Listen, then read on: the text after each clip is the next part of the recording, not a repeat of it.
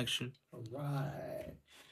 Hello, everybody. Welcome to Southern Enterprise School of Arts, or shall I say Creative Arts Network, powered by Southern Enterprise School of Arts. And here we want to just spotlight businesses that are not only up and coming, but are thriving in the Euclid community and abroad.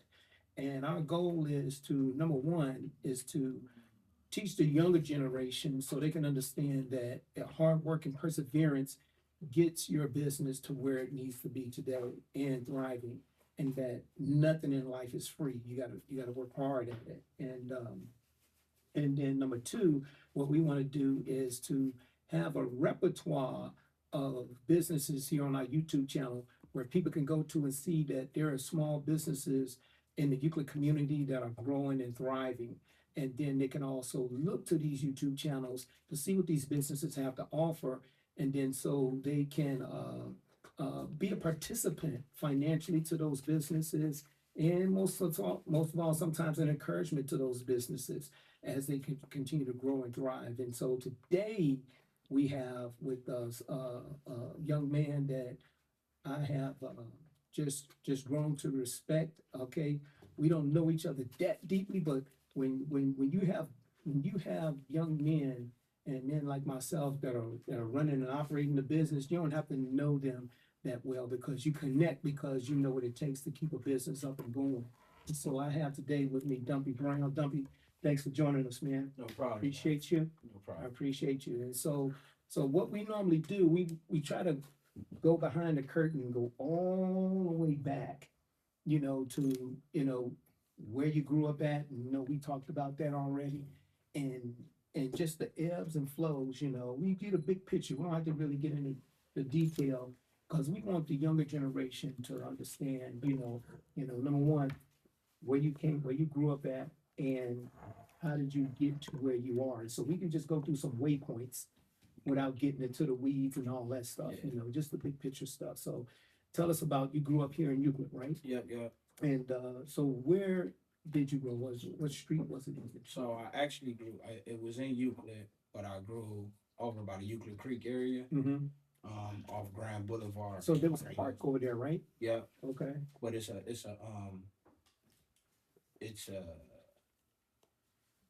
it's a cemetery over there, right there on Euclid. Mm-hmm.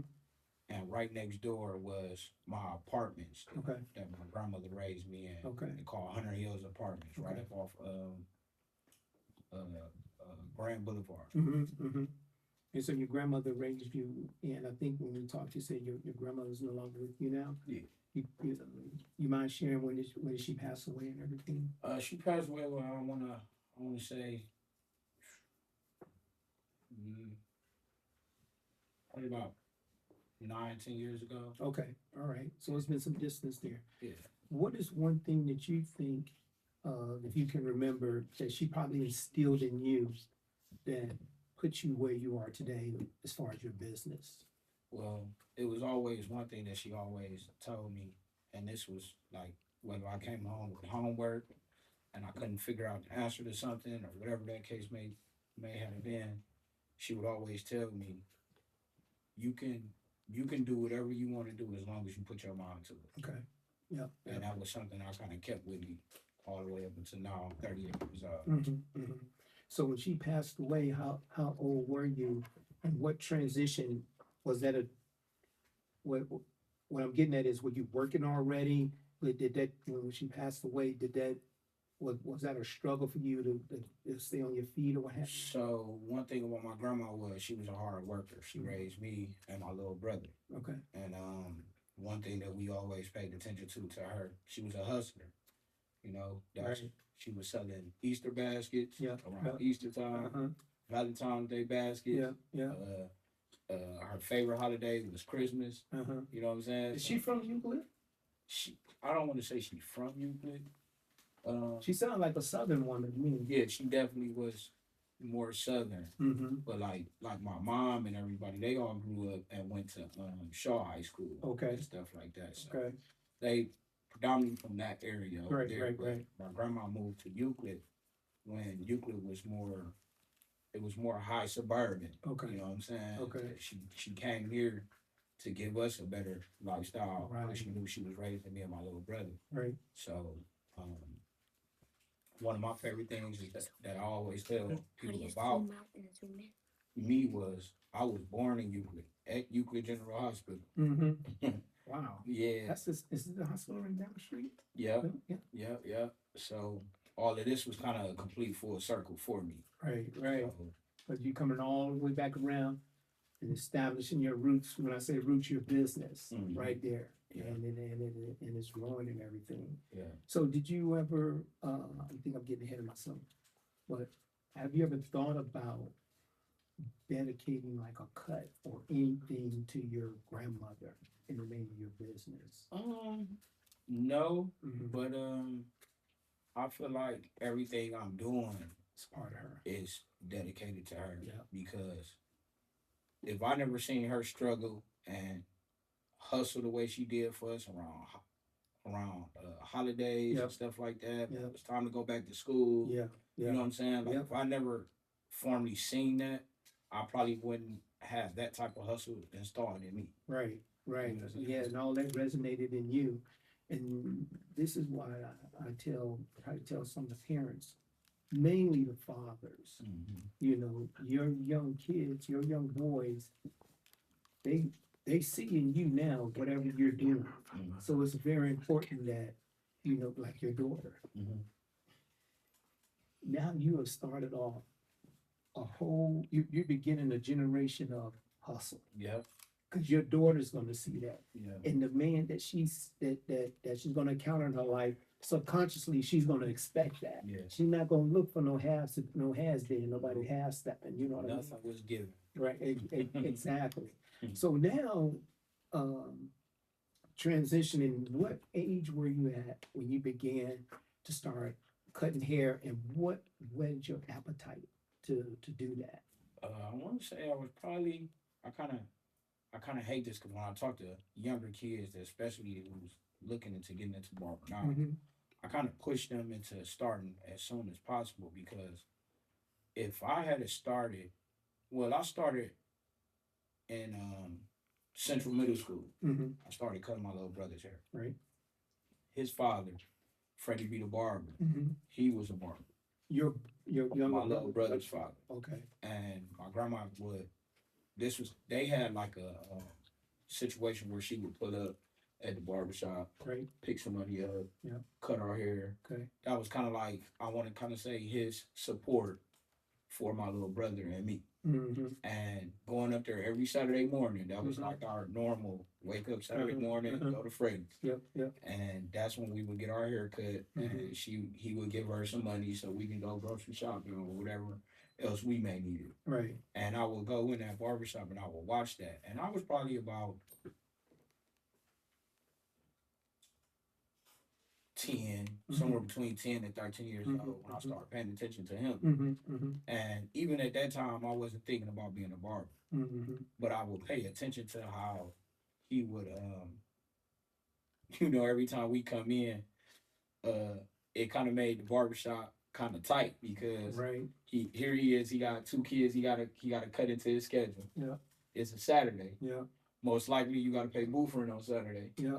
And you gotta give their grandma some money. Right. And so it would be kind of tight on those days where we would come in. And I just remember him explaining to me one day, he was real busy and he gave me some clippers. And he said, "Hey man, look man, try to cut your brother's hair, man." It's 10 years old, right? Yeah. Okay. Yeah. He's like, try to cut your brother's hair, man. And if you can, you know what I'm saying? If you can cut his hair, you come up here, I'll look out for you. You know what I'm saying? So he gave me my first pair of clippers.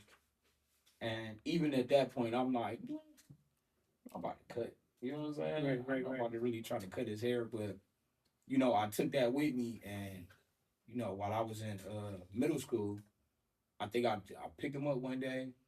And I actually tried. And I cut my little brother's hair. And I think I messed him up. You know what I'm saying? Yep. And that kind of like pushed me away from it for real. You know what I'm saying? Right. I was like, yeah, I don't know what to do with that. So I left it alone. But then we got into, I want to say when I got into high school, I was probably about like 16, 17, or about 17 years old. And my first job was at the roller drome, uh, right here in this area. Right, right. Um, and I worked with a guy named Demetrius. Mm-hmm. He's actually he's a recording artist now. He do a lot of music and a lot of home work where he build things, rebuilding bathrooms, stuff like that. Right. But me and him worked there together. He still does that now? He still does that now. Okay. He wasn't doing that then. We was Right. just kids working at the skating rink. Gotcha. And I fell in love with skating. Mm-hmm. So my grandma would take us up there on Saturdays, 3 hours, you know what I'm saying? And she liked it, the roller drone, because a guy named Keith, who owned it at the time, he would allow her to smoke her cigarettes inside the skating rink. Okay. So she was able to watch us smoke her cigarettes and we can skate. Exactly. And growing up in the skating rink, I ended up working there. It was my first job, and also my friend Demetrius, I call him Meech for short. Right. And being him kind of started, that was kind of like one of my first best friends. Mm-hmm. And I would go to his house, and he stayed in the apartment buildings right off Lake Show. Right. And we would go, I would catch the bus to his house, chill with him for a little minute, and then we'd go to work at the skating rink. Mm-hmm. Now, what was raw about Meech was he did a lot of recording for other people that rap and sing in the city or whatever. And he literally had a flow of people coming to his apartment recording in his bedroom. So I would be sitting there just waiting to kick it, like, man, bro, like, bro, I gotta record 2 guys, and then I gotta cut somebody. Then we can play. You know what I'm saying? We can go out kicking, whatever. Yeah. And I'll just be like, man, you gotta cut hair too? He'd be like, yeah, you know. And one day I'll never forget, we was getting ready to go skating, and he didn't have enough time to get his hair cut. Mm-hmm. And he was big on pushing stuff on me. That was like one of the best things about having him as a friend, because when it came to skating, certain stuff I didn't want to do, he would push me into doing it. And today we're considered the OGs of the skating. Right. You know what I'm saying? Right. So he pushed me into skating, and that was like one of my favorite things to do growing up. It was like one of those things, like, once I fell in love with it, my grandma seen how much I loved it. When it came to bad grades, getting in trouble in school, all she had to do was tell me, you ain't going to skate this weekend. That's straight everything. Oh, man, what? I don't want to miss that. So he asked me this particular night, we was getting ready to go skating, and we were rushing, and he was just like, oh, man, I can't go get my hair cut, and I don't feel like cutting it myself. You got to cut it. Mm-hmm. And I'm already, I tried to cut my little brother's hair. Right. And I cut his hair, and I didn't like it. So when he was telling me, boy, I'm not going to cut your hair, I'll mess you up, bitch. And he was like, I believe in you, bro. You can do it. You know what I'm saying? Yeah. And he sat up there, put that little cape on, and he kind of coaching me through it as I cut his hair. And as he's coaching me, I just remember gaining some type of love for it. Right. Like, dang, it was feeling a little natural, you know what I'm saying? Right. And I'm not gonna tell you that I gave him a good cut, right, but I gave him one that was good enough that he was still willing to go out with me. Right. We went out and kicked it that night. Okay. And from there, that's when I kind of like really picked the clippers back up, and I started to cut my cousins, my little cousins. I was cutting him more, my little brother more, and from there, it just began to be one of those things. I was the neighborhood barber in our apartment building. So I'm cutting the few guys that was close to me in my neighborhood.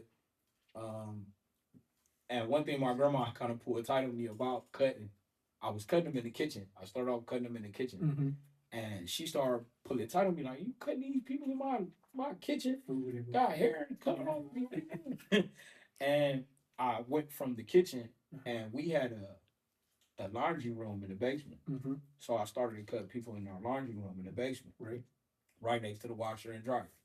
So I would go in the basement, cut a couple guys. I started off $5. I think it was $5. You had $5, I'll cut you in the basement. And from there, it grew a little bit. And then around that time, I was keeping my clippers inside the storage in the basement also.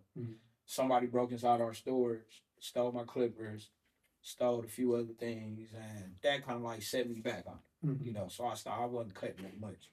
But then when I got with my baby moms, Mm-hmm. as I got older, I was always job to job. I'd Right. find me little jobs. Now at this point, even when I was cutting in the basement, it wasn't something that I expected that, oh, when I get older, I'm gonna cut hair. Right. It was just something I began to be good at. Mhm. And the few people that was around me was able to tell, and they was okay paying that $5 for this decent haircut. Mm-hmm. So as I got older, I'm working job to job. I worked this job. I want a better job. I try to fill out this job. Want a better job. And These just miscellaneous jobs. Don't he have just nothing to do with cutting hair. no Okay. Subway, Yep. Subway Richmond Mall. Mhm. I worked there for like 5 years maybe. So check it. So you hear this young generation, you gotta work. You just can't jump into the workforce and think that you're gonna be Yeah. making $25, $30 an hour right off the rip. You gotta start somewhere and work your way up. Okay. Destination isn't now, as far as having that being at the apex of where you want to be. You gotta start off slow and gradually work your way up. Yeah. And so, sorry to interrupt you, but continue on. No problem. And that was kind of like one of the things that I didn't even really pay attention to as I was growing up. Right. But I always wanted my own. Yeah, You know what work I'm it. saying? Yeah. So I always wanted my own everything. So growing up, working this job, I worked at Subway. That taught me responsibility. Mm-hmm. I had to be there at a certain time. Mm-hmm. I had to do certain things Mhm. when I got there. Did you take the bus or was it a walk-in distance from where you live at? So this is kind of funny thing about my grandma. She had a car, right? And once I turned about like 17, 18, I was ready to drive. Mm-hmm. And going skating was one of the biggest things. You either didn't have a ride skating Mm-hmm. or you didn't have enough money. Remember that? So, and she wouldn't allow me to drive her car unless it was for something for her. Mm-hmm. You know what I'm saying? And that kind of like really dawned on me like, dang, like, I got to start saving money because I got to get my own car. Right. And I just remember walking literally from the apartment building all the way up to Richmond, Yep. all the way to the Richmond Mall Yep. to work. Know that is. And I would kind of like save my money up, save my money up, save my money up. Mm-hmm. And I ended up buying my first vehicle. And I bought my first car. I think it was a blue Corsica. And it was used, right? Yeah, yeah. See that? You get it, y'all? Yeah. It's got to be used. You can't keep getting a brand new car. Get yourself in debt. Yeah. Go ahead. And one thing about that was too, me and my friends, we was in the cars. So I took everything as a ladder. So Mm-hmm. even if I spent $600 on this car, I put some little love into it, Mm-hmm. some new tires Yep. in the windows, Yep. put a new radio. I could sell it for $1,000. Called trade up. Yep. Right. Then I'd sell it for $1,000, take that $1,000. I go Yep. find me something else for $1,000. There you go. Then I do the same You process see over this again. business that's going on, guys? This is how you gotta work it. This is how you gotta work it. Yeah, continue on, man. And the raw thing about that was that I appreciate that wasn't taught to me. Right. That was something me and my homies kind of just knew this was the way to get what you wanted. You know what I'm saying? You had to climb the ladder. Wasn't no leap of stairs. Right. It was you had to go through the process. Step. Yep. So I ended up getting me my first car. Now I'm driving to work every day. Now I want a better job. Mm-hmm. So then I started working Seaway. Mm-hmm. Seaway, Giant Eagle Seaway. Mm-hmm. Now that job was a little bit more strict because we had to get up earlier Mm-hmm. and we had longer hours. Because you got to stock and all that. Yeah, we got longer hours. So all the kicking is you can only kick it for so much because we gotta be at work at 6 Mhm. in the morning. Yep. Worked that job, saved up, put the money with another car, got a newer car. You know what I'm saying? Mm-hmm. And that was like literally my whole little growing up span was Right. get a better job, get a better vehicle. That was like trade on up. yeah, that was like our whole thing. Yeah. And so in this time, you're in school. You're what, 17? You think? Yeah, Out in here. yeah, Okay. yeah. So with those cars and everything, now you're transitioning. Where did the love for the arts come in at? Because I always wanted to be a commercial Okay, architect. now this is the thing about Euclid High School at the time. They split our school up. I want to say 7 different schools. Mhm. So they had Euclid, which is one school, but they split the school up into 7 different other schools. Right. So I can't remember all of them, Mm-hmm. but I can give you one that I was in. Mm-hmm. I was in arts. Right. So arts was more based on arts. Did they have shop and anything like that? Electricity? Yep. Like So that? they had arts. Then I remember they having business. Mm-hmm. They, you know what I'm saying? They had all these different schools that they split us all up in. And with me being in arts, I was already good with my hands. I was always good with drawing. My grandma loved that about me because she can go buy anything Mm-hmm. and know I'll put it up. Yep. You know what I'm saying? Yeah. She's like, oh man, my grandson gonna put this up. Mm-hmm. If it was wallpaper, she knew I could figure it out. Yep. And that's kind of like how I got great with my hands. So with being in art school, from high school, I got out. I went to Lakeland Community College, Mm-hmm. and I went up for graphic arts and design. Yep. Now I'm kind of speeding up, but Yeah. in between that time, you know, I ended up having my first daughter. Mm-hmm. Now I'm kind of staying with my baby moms. You know what I'm saying, Mm-hmm. and staying with her. You know, that's when the hustle started coming in. I was getting ready to say that kicked in. Okay, now I got to be more responsible and everything. Yeah.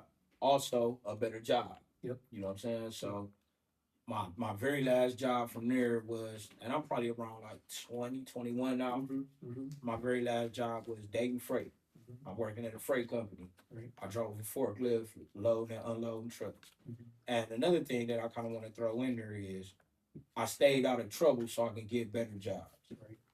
No felonies meant you get a better job. Right. Finish high school diploma, you get a better job. Right. And that was something my grandma always timed in on me a lot also. You know what I'm saying? Was to stay out of trouble, Mm-hmm. you know, the only thing that I probably ever got in trouble with growing up was driving. Right. Driving under suspension, Mm-hmm. speeding tickets, Makes sense. lights, running lights, stuff Right, like that. And I kind of like Euclid police kind of spanked me with that real bad to the Mhm. point where once I got my license back when I got a little bit older, Mm-hmm. I learned to take care. So if it was anything else that I would kind of like tell kids growing up was take your license serious because I couldn't even for a long time I couldn't even get a job dropping off pizza. You know what I'm saying? Right. Right. And now they got stuff now where they can get DoorDash, Yep. Lyft. You know what I'm saying? Yeah. Like you can get them things, but you gotta have your license, and your license gotta be legit. You know, so that's one thing. But working at Dayton Freight, that was one of the main reasons how I lost my job at Dayton Freight. Mm-hmm. I had a bunch of driving under suspension, so I was a little hard headed to driving under suspension. Right. My thing about that was growing up was, okay, yeah, I'm driving under suspension, but I still got a car. Mm-hmm. I gotta go to work. I still gotta make the money that you guys want me to pay these fines back. So I was a little hard headed with that, and that's how I lost my job. Mm-hmm. And I worked there for maybe like 4 years, and I got pulled over going to pick my baby moms up from work, and I had a few warrants and unpaid parking and stuff like that, Mm-hmm. and I went to jail. Mm-hmm. And that woke me up. Mm-hmm. That woke me up because that job was a decent job. It was a good job, and they also had like a program where you could you work there long enough, they'll put you on the program to drive trucks, and once you learn how to drive trucks, they would that's a higher pay. Right. You know what I'm saying, to drop freight off versus unload. Mm-hmm. So that's kind of was something that I was kind of like trying to force myself into. From there, I did my little time. I think I got around like 30 days. Mm-hmm. That's how I'll never forget the judge. He told me, he said, Mr. Porter, man, you have 14 driving under suspension. Mm-hmm. And I remember just thinking like, all right, okay, so when I'm gonna get up out of here though? I gotta go to work, you know? Mm-hmm. And he was like, well, you gonna learn today. Mm-hmm. And he put me in jail for 33 days Mm-hmm. in Lake County. Right. And that was an experience I told myself I never want to experience that ever again. Is he still around today? What, judge? that judge? Yeah. I can't remember who that judge was because that was in Minner. Okay. That was in Minner. But fast forward to the end. I had also that job that I had was a decent job, so I called them to let them know that I got to do this little time for driving the suspension, and they kind of told me like, all right, well when you get out, come back and holler at us. So it felt good to know that at least I thought I was gonna get my job when I came back, and when I got out, I went straight to the job. And one of the words I hate to this day is the word unfortunate, because I know it comes with something after. It's not what you want to hear. Right. So, and that's what the guy told me at that job. And I worked there for maybe like 4 years, so I built like a Good reputation. good reputation at that job. I went from $17 to I think no, I went from $14.75 there to $17, and that took them 4 years to get to that $17. So when he hit me with the unfortunate, we had to let you go. Da da da da da. I kind of zoned out on him. I'm just seeing somebody else out on the dock Slow motion. doing what I was doing. They didn't already hired somebody else, and it kind of peeved me off, bro. And I was just like, okay, if and I'm jumping from job to job, so learning that I finally got to this good job, and now I done lost it because of this. I had this little stiff feeling where I knew I don't want to work no more. I don't want to fill out no more applications. I don't want to go in and shake nobody's hand and pretend like I'm somebody I'm not to try to get the job no more. Right. I knew I didn't want to do that no more. Right. And I'd be lying to you if I told you that I was thinking about getting into the field or whatever else that I didn't have no business doing. Right. But I knew that I just didn't want to work. Yeah. I knew I didn't want to work no more. Yeah. I done did that enough and lost enough jobs to where I knew I'm tired of making somebody else rich. That was my goal. That was my thing. What I wanted to say real quick, Dumpy, and then so hold that thought. So I want you to continue. But I just want to say to the younger generation, when you get a setback like this, and when you have put in a lot of time for people, he put in 4 years, and sometimes, like my nephew, he put in a lot of time, and then he ended up going to jail for a considerable amount of time, and then they told him when you come back, you got a job, and he did. But sometimes it's not gonna always happen that way, y'all. So you're gonna be frustrated, like Dumpy was, but you gotta take a couple steps back, like he's getting ready to tell you, and he's gonna recalibrate and tell you the story how he kept that tenacity going, and that what we call in military stick-to-itiveness. And that's what you gotta do. Don't let people, the rejection hold you back. Okay, so got out of there, and I didn't know what I was gonna do. I just knew I was gonna try something.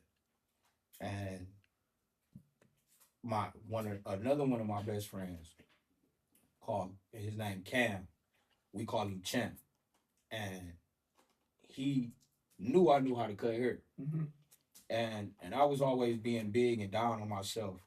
At this time, I stayed a little bit further out Mayfield, and I remember using to always have to call somebody to get a ride, come and pick me up, Right. because we was more on this side of town.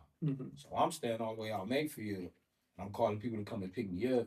And after a while, Champ got tired of that, and he was just like, "Man, bro, you know how to cut hair."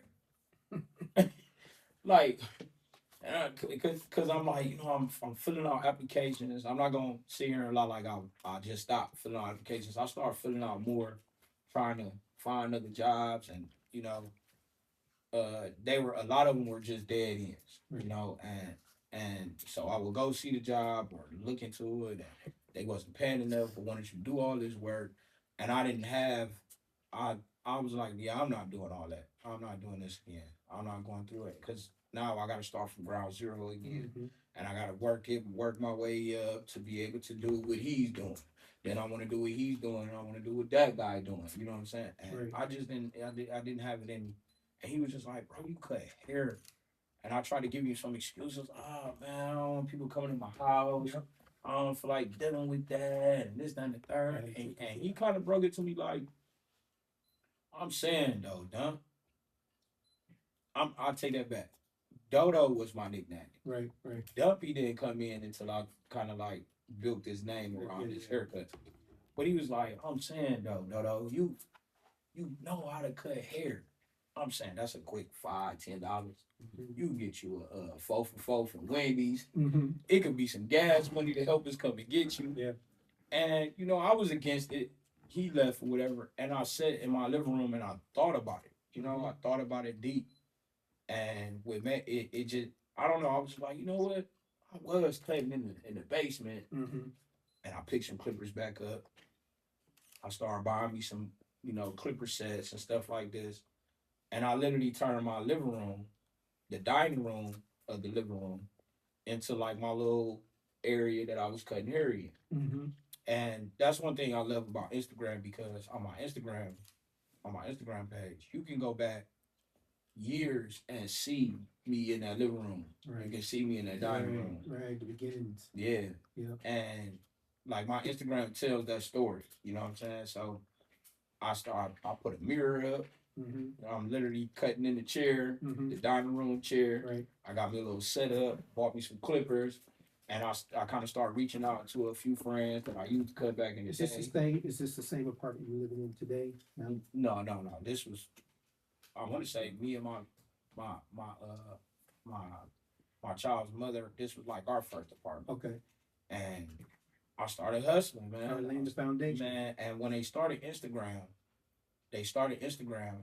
I was already using Instagram as a source of trying to get people to come and get a haircut. Right. I was already posting things about coming to get a haircut, how much I charge, stuff like that. And from there, it started to build.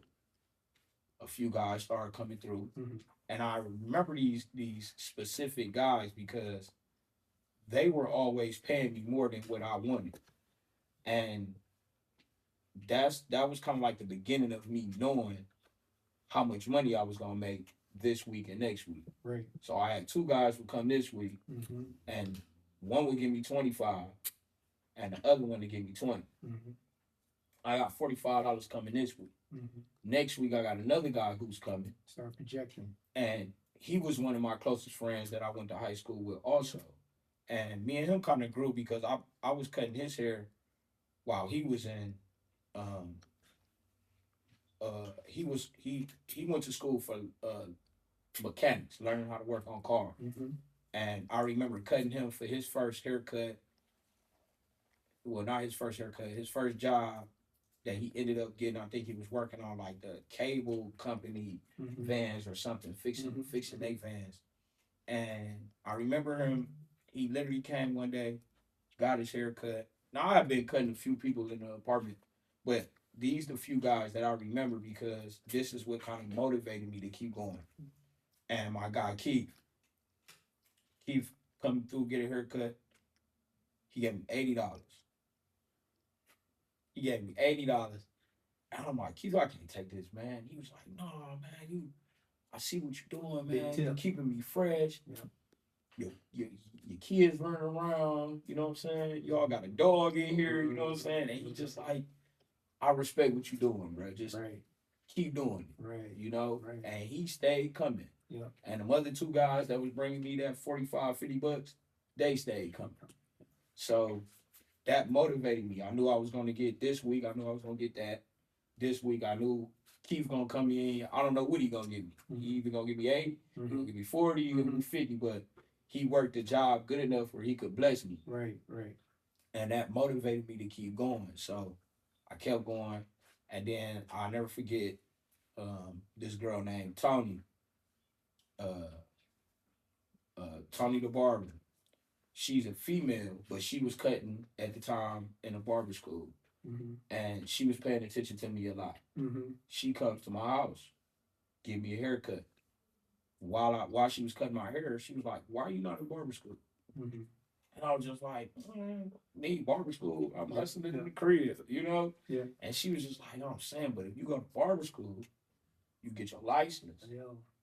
You can make more money. You can capitalize off it way better than me cutting hair in your house.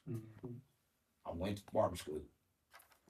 Signed up, started to go. And around that time, I was still a little big-headed, so I was going to barber school, still trying to find little jobs or other ways to hustle or whatever. I ended up I was I ended up kind of fast forward from there. I ended up finding a barber shop where he was allowing me to cut with no license. Now I don't want to tell people this is something to do. This was just one of my hustle. Just my state of mind was the hustle was find somebody where I can cut and still go to barber school. Right. I ended up got caught cutting in a barbershop with no license. So that kicked me out of that school. They kicked me out of that school. So it's like a random audit that they were coming through. Yeah, yeah. But But anyway, it happened. yeah, Okay. anyway it happened. I'm not gonna go into deep Right, concept right, on right. why it happened, but just know it can happen. Right. And that situation kind of set me back because I got kicked out of this barber school. When I got kicked out of that barber school, I started to go to another barber school, Mm-hmm. but I had to start completely over. That's when I kind of felt like defeated, like, wow, I got to start completely over. So- and in the state of Ohio, you got to get $1,800. Wow. So when you say start completely over, you had to start over since zero I out. had to start over. I thought it was something like high school where Yeah. you could get Pick your up where you credits Yeah. and transfer to a different school. Right. Now I'm not gonna fault that barber school for what they did, but they had some little faulty things going on at the school Yep. that kind of like it forced them to kick me out Right. because now they got eyes on them. Mm-hmm. You got students cutting in the shop with no license, Right. and state board don't play about that.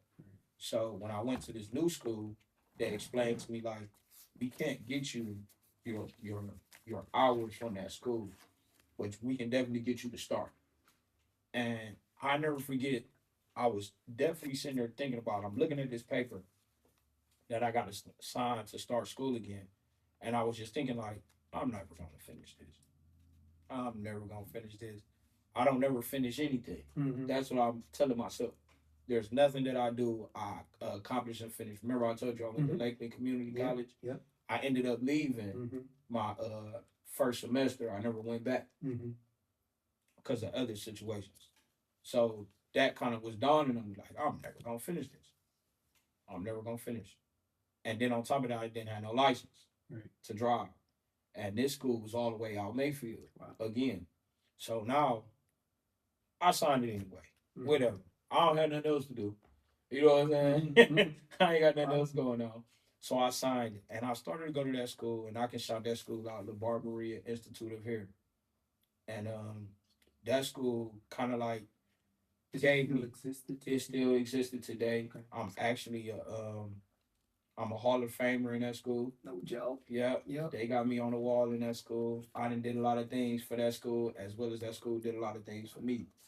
But that school gave me a lot of hope because the type of instructors I had, when you was going through something, coming to school every day, they knew it was hard. Mm-hmm. You know, you can't work. Right. You got to be here 8 to 9 hours a day. It's hard to maintain a job and go to barber school. So you kind of like, you sacrificing Right.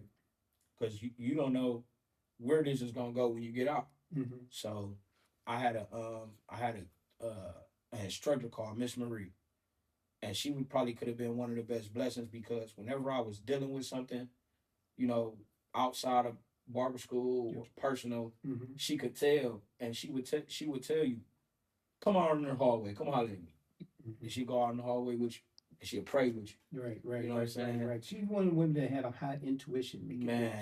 Man, she would pray with you, Mhm. and that gave me a lot more hope than she probably to this day What's probably her don't name even again? know. Miss Marie, Miss Marie. Okay. Miss Marie, I'll never forget Miss Marie. And then you had Laura, Lisa, the other.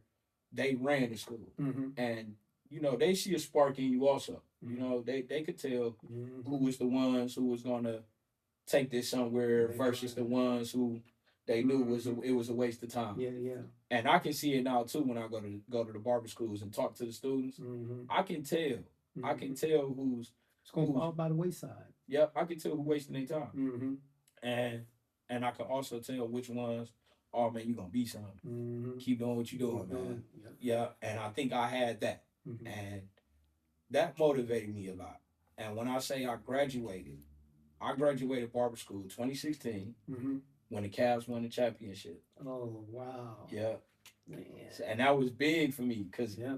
and that was around the time I think my graduation was around my birthday. My birthday on Christmas. Mm-hmm. So you going in every day and you clocking in on this computer, Mm-hmm. and that computer is showing you how many hours Mm-hmm. you did, how many more hours you got to go, Mm-hmm. and it's also giving you a date of your out date. Right. And to this day, I think back on that day like, wow, that was a year. Mm-hmm. For the Cavs to win the championship, Yeah. I get my barber license. Yeah. You know what I'm saying? Yeah. I was hot. I was ready to go. And that's when the name Dumpy Cuts kind of like started resonating with people because I was that good. Mm-hmm. You know, I had people coming to the barber school to get haircuts. I'm posting pictures. People seeing the pictures. Where you at, bro? What shop you in? I'm in the barber school. Mm-hmm. So they got to come to the barber school, sign in, and request me for a haircut. Oh, okay. And um, from there, I was working. I'm back working at the shop that I recently had got kicked out of. Mm-hmm. So now I'm working in that shop. And the guy who owned that shop, everybody in the neighborhood, this was in East Cleveland. Mm-hmm. Everybody in that neighborhood called him Hot. His real name Rodney. My daughter to this day called him Papa and called his wife Gigi. Yeah. Yeah. They kind of like adopted her, but that came from, you know, just working in the shop and with the respect I was having in the barber field. Mm-hmm. I'm bringing a lot of barbers from the school to work in his shop. How long you been there now at this point? We're at his shop. Yeah, how long did you stay at his shop? Now I probably stayed at his shop maybe not somewhere between 9 and 10 years. Okay. I worked at his shop for a long time. Okay. So he was giving me the opportunity to call his shop mine because he's not a barber. Right. He's just a barbershop owner. Oh. So over those years, I learned how to run a barbershop, not even knowing it, not even realizing. So he didn't cut the hair, Mm-mm. mind you. He paid the bills. He paid the bill. He paid the bills. He established the business and everything. Everybody paid for their chair. Yeah. Came to him. Yeah. And then you were running it. I'm bringing barbers in. I'm managing it. I'm making sure it stay clean. Wow. I'm coming up with little ideas to have people come to the barbershop. He the one that was disappointed? Is that the one? Yeah, he was. Yeah. He was definitely I could see disappointed. why. Yeah, and you know what? To this day, I'm not upset because I get it. Right. Yeah. I get exactly. it. I get it. It was a well-oiled machine. Yes, man. You know. Yeah. It was a well-oiled machine. Yeah. You had the hands. You was like the octopus, but he had the building, and you was working. Let me tell you something about God though. We worked in one shop, and then that building kind of got condemned. They tore it down. Mm-hmm. We moved right next door to the next building, and we opened up that shop. And he had me in on everything. Mm-hmm. What color should we paint it? Right. What type of chairs? Right. Where everything, you know what I'm saying? Right. And I helped build that shop just on his pocket. Mm-hmm. You know, and you know, I brought guys that to this day I can still call my best friend, Kill Bill the Barber. Mm-hmm. Yams did it. Daviel, Logan, Chevy. I'm thinking, am I forgetting anybody? You know, I think that's it. But we all worked in that shop, and that shop kind of like gave us the magnitude to where we at today. All of them people still cut hair. We don't cut together. Yeah. But we know that's where we grew. That's where you know what I'm saying? That's And I'm gonna tell you a little bit about God, man. That shop, some lady set the building on fire that stayed upstairs from that barbershop. Mm-hmm. And when that happened, that kind of like scattered us. We had to all find somewhere to go. Mm-hmm. And that pushed me into meeting JT the Barber. Mm-hmm. Now, JT the Barber is a very well-known barber in the city of Cleveland from cutting some of the Cavs players, some of the Browns players, a lot of important people he was cutting. So what year this was, do you know, to the best of your knowledge? I want to say 218? no, this was a little bit. I got to get my I got to get my time, my dates right. But I want to say this probably around 2018, 2019. But you don't have Barbie department at this point. No, I'll take that back. 2021, 2022, because we went through that whole little corona situation. Yeah, right. And I was still working at that shop. Okay. So right after the corona went off into that, around that time, this is when the shop caught fire. Yeah, makes sense. Yeah. And JT was always a barber I looked up to. You growing up as a barber, you're gonna know the ones. You're gonna know who's the who's, because these the ones who's cutting the football players we want to cut. How can I get to that point? How can I get to cutting football players and basketball players? And I remember him explaining to me. I finally bumped into him one day, and me and him, we laugh about this all the time because he like a big brother to me. Yep. And I remember explaining to him one day, like, man, you don't even remember me from when I was a little bit younger, and I pulled tight on you and I asked you, how can I get to this point? And you know what I'm saying? And JT was a little arrogant. He was a little arrogant. And I asked him, like, how can I, a barber coming up in the game, how can I get to where you at, man?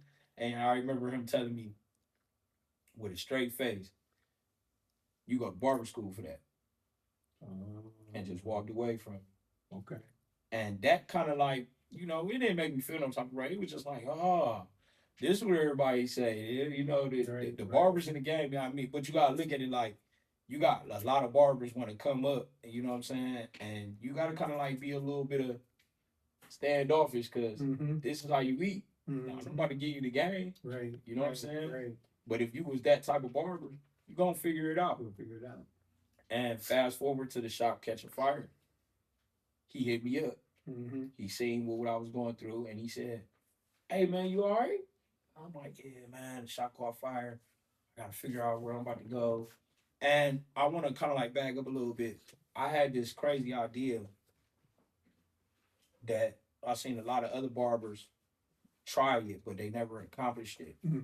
I had this idea to become a mobile barber. Right. I didn't know nobody in the city doing the same thing. Right. Or at least pushing it past the limit. And I took some money that I saved up, and around that time, a lot of my homies was saving up money to buy old schools. Everybody wanted to come old school for the summer. Yep. And I decided to buy a Ford E450 bus. I bought a bus with 14 seats on it because I had this vision in my head. Yep. And I didn't nobody tell me how to do it. I just looked at it like I didn't ask enough people about how to go by it. And the only thing I think of was finding a contractor.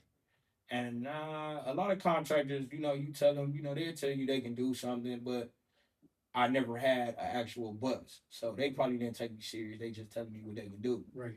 So when I bought the bus, my goal was pull up on somebody and show it to them. Right. And I bought this bus, man, and when the shop caught fire, the bus was still in the midst of getting made. It took 2 years to get it built out. Okay. And I find these guys out of Ravenna, Ohio.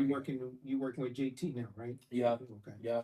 And I found these guys in Ravenna, Ohio, who do a lot of custom work on cars and stuff. So when I pulled up on them with the bus and said what I wanted to do, they big thing was. How did you find them? Did you find them like on Instagram or?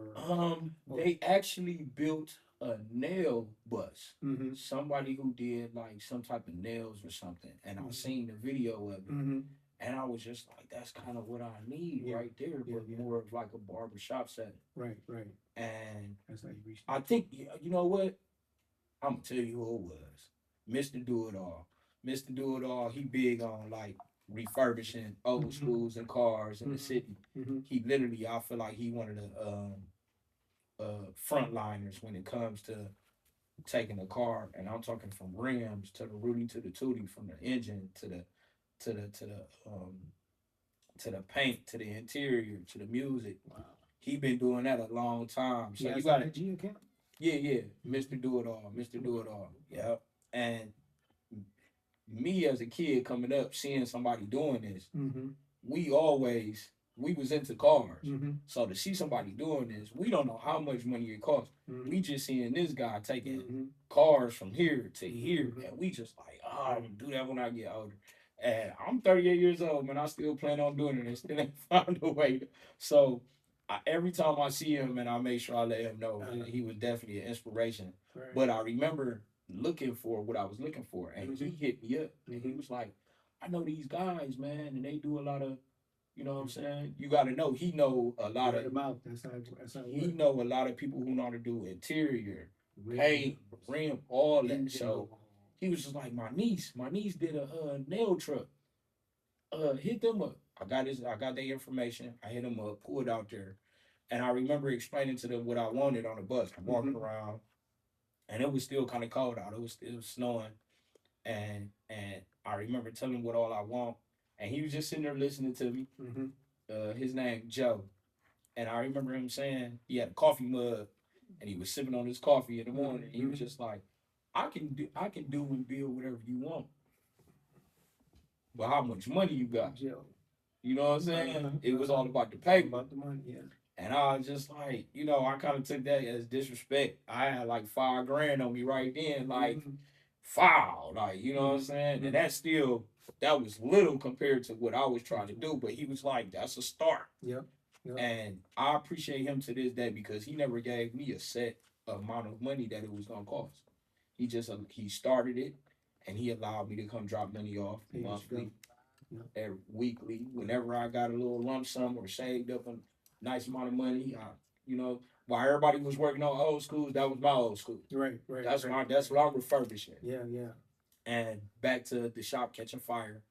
Boom, the shop catch fire. JT hit me up.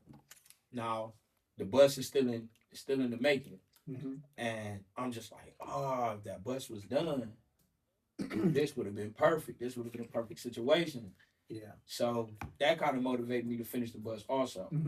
But again, JT hit me up, offered me a chair. Now, one thing I remember about JT was when the Cavs won the championship, ESPN was broadcasting out of his barbershop. He was working with a guy called Nick Santos. That was LeBron James' barber. He must have a big barbershop. Yeah, man. He had like a loft setting. So he had like the shop where him and the guy was cutting. But then he had rooms that people was renting out, whether they was hairstylists, nail techs, barbers. You see what I'm saying? Pretty much like you had, but on steroids. Yeah, for sure. Sure. Like, he was really one of the first ones I can honestly say who had that thought process of owning a salon suite loft. Yep. And now we're in 2026, and that's kind of like one of the major things to do is to try to, you can have a barbershop, but that's kind of like on the low end and having a salon suite loft because those lofts can, those extensions, they cost more. Yes. Versus what you paying weekly for a chair. Right. And JT already had that. He had both.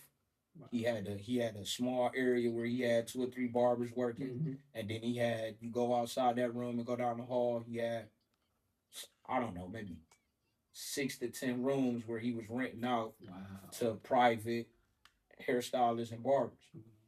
And when he hit me up, that's what I'm trying to tell you. This the magnitude of how I felt when he called me and asked me that I need a chair. You know, and I was excited, like, what? Yeah. JT? Yeah. You work with Nick Santos? Yeah. LeBron James? ESPN all up in there. You feel me? Yeah. I remember he posted something on the gram one day. He had the Nike work shirts. You know what I'm saying? And I was just like, oh man. Yeah, I want your, where the chair at? And I started working with him. And at this time, he worked down on Superior. He owned his salon suite lofts was called the B lofts. Right. And the phrase to that, the B is for boss. The boss lofts. You know, so everybody that's working there is their own boss. Okay. And I feel like that was perfect for where I needed to go. And even not even realizing, this is why I say, like, watch how God work. Not even knowing what I already know from working in the barbershop, going into working with him. I didn't have a room or anything, Mm-hmm. but he had an area where it was me and him cutting in this small room. And then down the hall, he had a bunch of females, locticians, hairstylists, nail techs, who had their own room. Right, right. And working in there with him versus coming from the barbershop, I was a little all over the place. You know, Mm-hmm. I didn't have no strict schedule. So like you can set an appointment, but you might come in and I still might have somebody in the chair or have two people ahead of Yeah, you. yeah, And he was my Mr. Miyagi. He been in the game longer than me. yeah. You know what I'm saying? And he literally hovered over me Mm-hmm. about everything that I was doing. Mm-hmm. He's literally next to me. So I was a little shocked because here it is, I'm working next to JT the barber, and he's Right. like upper echelon Yep, of barbers yep, to yep. me. And working with him, yeah, he see I got a lot of clients. Yeah, he see I'm making a lot of money. But what he noticed was you need structure. Mm-hmm. So when I'm falling behind on appointments, JT will pull tight on me and he'll tell me I remember you he telling had me. these three phrases Mm-hmm. that goes with his boss law. So Mm-hmm. he got the B law, Mm-hmm. professional, reliable, and exclusive. Right. PRE. That was his main thing. Mm-hmm. And he didn't play about that. Mm-hmm. You know what I'm saying? And Right, watching right, him right. work every day, I watched how he made sure his clients was comfortable, Mm-hmm. made sure they had somewhere to sit. Yep. He always had a young lady there giving the shampoos Mm-hmm. so he could speed up his process. Right. And watching that, I was like, dang, this dude really, he the real one. You know, he the real one. You know, coming in from smoking weed, he got the Cavs GM sitting in the chair. Mm-hmm. And I'm high, smelling like weed. He pulled tight on me one day about that. Like, oh, everybody smoke weed, man. I like to smoke weed, but, you know, it's a place and time for that. You know what I'm saying? Yep, yep. And I'm like, ah, here go JT on my butt again. You know what I'm saying? But Mm-hmm. I appreciate it because to this day, it's embedded in me with my clients now. Mm-hmm. So like when it comes to clients being late, I'm falling behind. He'll tell me, bro, you, we only had 3 chairs in his shop. So he got clients coming in, I got clients coming in. I got both chairs, I got all 3 chairs filled up. I got people standing up. I got some people outside, and he kind of pulled tight on me like, bro, what's up with your schedule? And I was just like, you see it, bro. Like, you know what I'm saying? And he was just like, no, man, like, start calling your clients, let them know you're a little bit behind. Right. You know what I'm saying? Right. Maybe stretch out your schedule a little bit more. You know, Mm-hmm. like, I got 3 chairs, bro. You know, I don't like my clients to be standing up. You know what I'm saying? He ain't play about that. Right, right. And that's when I started, you know, really kind of like structuring my schedule and timing and everything. Mm-hmm. And is there any particular way you work that, or you just, or did you have like a calendar? well, I'm gonna give you an example. I'm gonna Okay. give you an example. He would tell me this all the time because this was a kick it. It was a kick it time for me. I like to kick it with my clients. I like to talk, lollygag, but I'll never forget one day he told me what my problem was. He was like, I'm gonna tell you what your problem was. You ready? And this is why I was able to work with him because I didn't take nothing he told me wrong or negative. Right. I knew right. he was he was constructive me. Yeah. And he said, you talk too much. Quit talking to them, bro, and get your money. Mm-hmm. You know what I'm saying? Yep. Stop talking. And if you gonna talk, work while you talk. Right. You know what I'm saying? Exactly. And I remember him saying that to me. So to this day, I'll be thinking that if I'm talking to you, I know how to kind of like make you turn your head and talk to you while I'm cutting. At the same time, yeah. Yeah, you know what I'm saying? Maximize your time. Yeah, yeah. So all that, standing back, I'm talking to you and I'm not doing no work. Mm-hmm. Time going by and I got somebody else coming in the next 20 minutes. Mm-hmm. So he taught me that, you know what I'm saying? So it was that structure I needed. Yeah. I needed that structure. I didn't have it at the shop I was growing in because that shop was going off what I was already doing, what they was already doing. We didn't have nobody in there to tell us this. We all coming from barber school, working in this man's barbershop, so we ran it how we wanted to. Right. Versus working with somebody who's an owner of the shop and he's telling you what you're supposed to do. Mm-hmm. And that was one of the main things.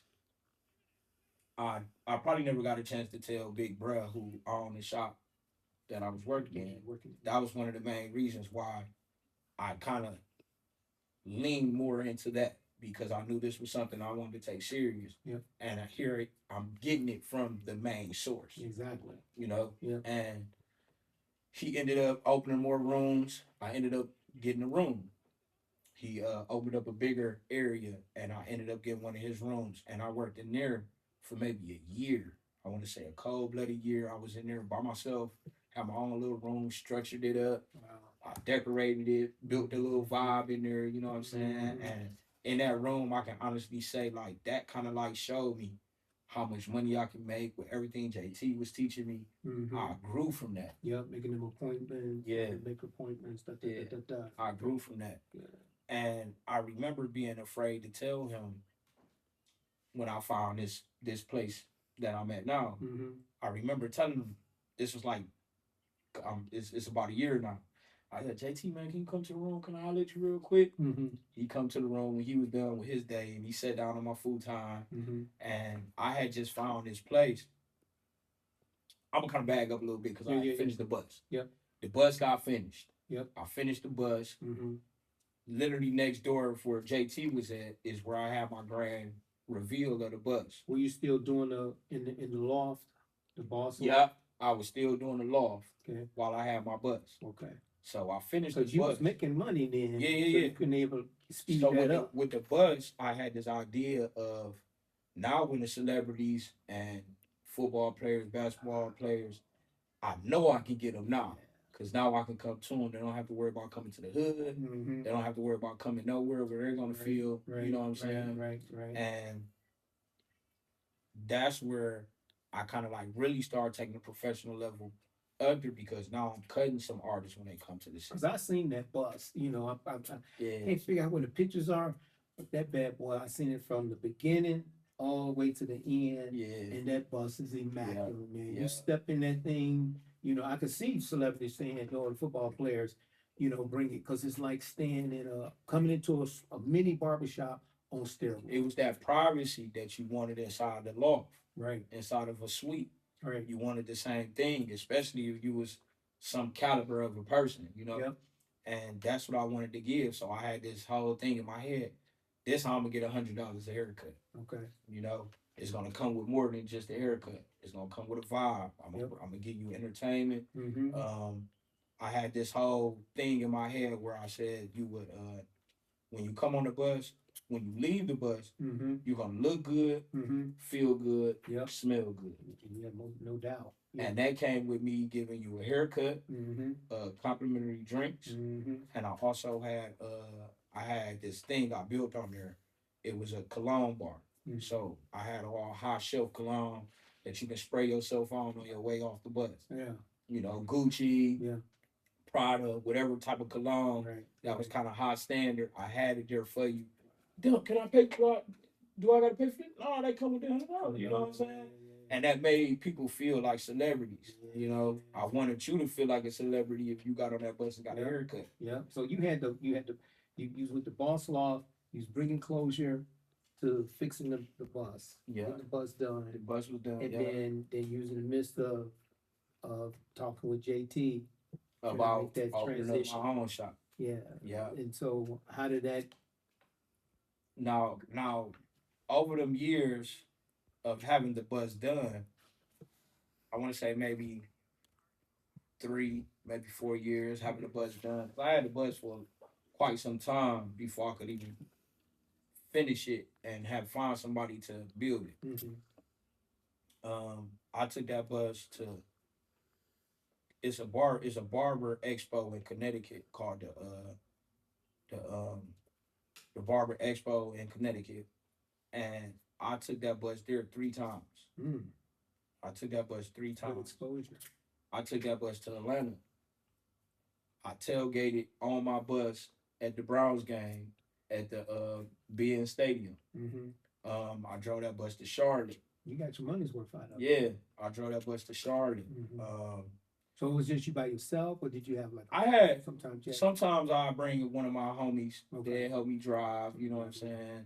They weren't barbers, but they would help me go out there. Mm-hmm. And help me promote it, pass out flyers, stuff like that, to kind of like get the word out that I was out there for the weekend or whatever, cutting hair. So did you ever have, I know I'm bookmarking here, I'm taking a side step. Mhm. So in all those travels, did you have anybody that had your IG account that came from those places and I wanted to stop by you because you was in Atlanta or you was in Man, here? I had this one guy called me up and he was going through barber school and he was having some trouble getting through barber school and he was from Michigan. Mm-hmm. And I'll never forget him and his dude, man, they called me. They was like, man, we want to come up there and see that bus and we want to meet you, Mm-hmm. you know? Yep. And now Instagram could take you from being a regular person to what people perceiving on Instagram and make you feel like you a celebrity. Exactly. You know what I'm saying? Mm-hmm. And that's what I was getting from these guys. You know, Mhm. they wanted to come and meet the guy Mm-hmm. who built this bus. Right. You know what I'm saying? Right. And they came to come meet me. And that kind of like resonated on me too. That's what really kind of like really kind of got me fury with Mm-hmm. doing what I was doing. Mm-hmm. I'm feeling like, yeah, I'm doing God's work because him coming to meet me, never been to Cleveland. Mm-hmm. I put him on the bus, I cut his hair, drove him around, showed him the Brown Stadium, showed him where the Cavs play at. They never been to Cleveland, so I'm just showing them the flats, you know. Right. Right. And I remember at the end of that little tour and cutting his hair, I remember him saying, "Dump, man, I'm about to finish barber school. I'm about to stop playing." Inspiration. To this day, every once in a while, he tied me in on me, let me know what he got going on, and Right. where he kind of mishappened at, and I kind of give him a little bit more motivation to keep going. Mm-hmm. And I'll be feeling like that's the God's work that I was given was Mm-hmm. to put it on people like him. Mm-hmm. He ended up graduating barber school. Good. Good. He ended up working in the loft with his homeboy. Mm-hmm. You know what I'm saying? Mm-hmm. And I meet a lot of people like that when I go to these expos. Mm-hmm. I had a lady come to an expo and get up on my bus, and she literally made me cry because she felt the energy. She got on that bus, and I got to telling her about my grandma and how she, you know, raised me, and and she literally prayed with me, and she was almost like she knew what I was dealing with, what I was going through, and to get it to where I was at. Right. And it was just like, bruh, like, man, that's why I be like, man, God is real, bro. He literally took me from working a job to not working a job no more. Right. You know, Thank you. and I literally live off cutting hair. So back fast forward, I got the bus, did all that stuff on the bus. I did this and did that. One of my biggest things I accomplished on cutting that bus, I got to bring up my guy Trey V, the shooter. He started out as a videographer for the Migos, and he was one of the first ones who put me onto my first celebrity haircut, Rich the Kid. I cut Rich the Kid in a hotel, Okay. and that's when I first felt like I could be a celebrity barber. You know what I'm saying? Right. How did you get a hold of him?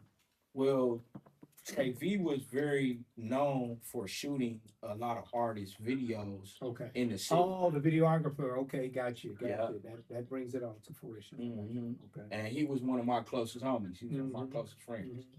And I watched him progress from shooting videos for the Migos to shooting videos for Waka Flocka, shooting videos for, he was bouncing around, you know what I'm saying? Like, I'm watching a guy that I know, kind of grew up with. I'm watching him on TV, The Love and Hip Hop. He on there with Soulja Boy. You know what I'm saying? Right. And then Soulja Boy took him in, I want to say. And now Trey V, who was doing videos for Soulja Boy, is a rapper now. Right. Now he's rapping. Now he got his own little motion going on with his career. So they going on his credibility, and that's how you got to cut their hair. Man, Trey V called me one day. Said, "You gonna be in town?" And Soulja Boy need a haircut. I'm like, "What?" Yeah, Soulja Boy. And he put me on the cutting Soulja Boy, man. And that was probably one of my biggest accomplishments I feel like I did on the bus. And then I cut a few other people. 42 Doug manager, his name Jew. He's one of my closest friends to this day. So now I'm meeting people that's in the industry that I'm building relationships with, you know. And I cut Soulja maybe 2 or 3 times I'll never forget a day that I cut him that first time. But this is what I like about being a celebrity barber, what we would call it, Mm-hmm. when you build a relationship with a celebrity and they actually call you when the next time they want a haircut Mm-hmm. versus just you just cutting celebrities. They just want a haircut. They don't care. You the coldest in the city. I heard. I need a haircut. Right. But to build a relationship with you, it's beyond just being a celebrity barber now. Right. You know what I'm Right. saying? Exactly. And that's was something that I was kind of like resonating myself on. So after cutting Soldier, doing all that on the bus, I feel like, you know what? I've accomplished what I wanted to do on that end. Mm-hmm. You get what I'm saying? Yep. Yep. So when it came to me opening up a barbershop, in my head, you know, and maybe this might be different for other barbers, but to me, I feel like you haven't really established yourself as a barber until you own your own shop. Shop. Yeah. And that was like a goal, yeah. Even when I was sitting in the classroom in barber school and we introducing ourselves to the classroom and they ask you, what is it that you want to do when you get your license? Right. Everybody said they want to open up a barbershop one day. Right. So that was something that was always resting on me to do. So when this space became available that I got now. And you had the bus before you had that space, right? Yeah. Okay. Yeah.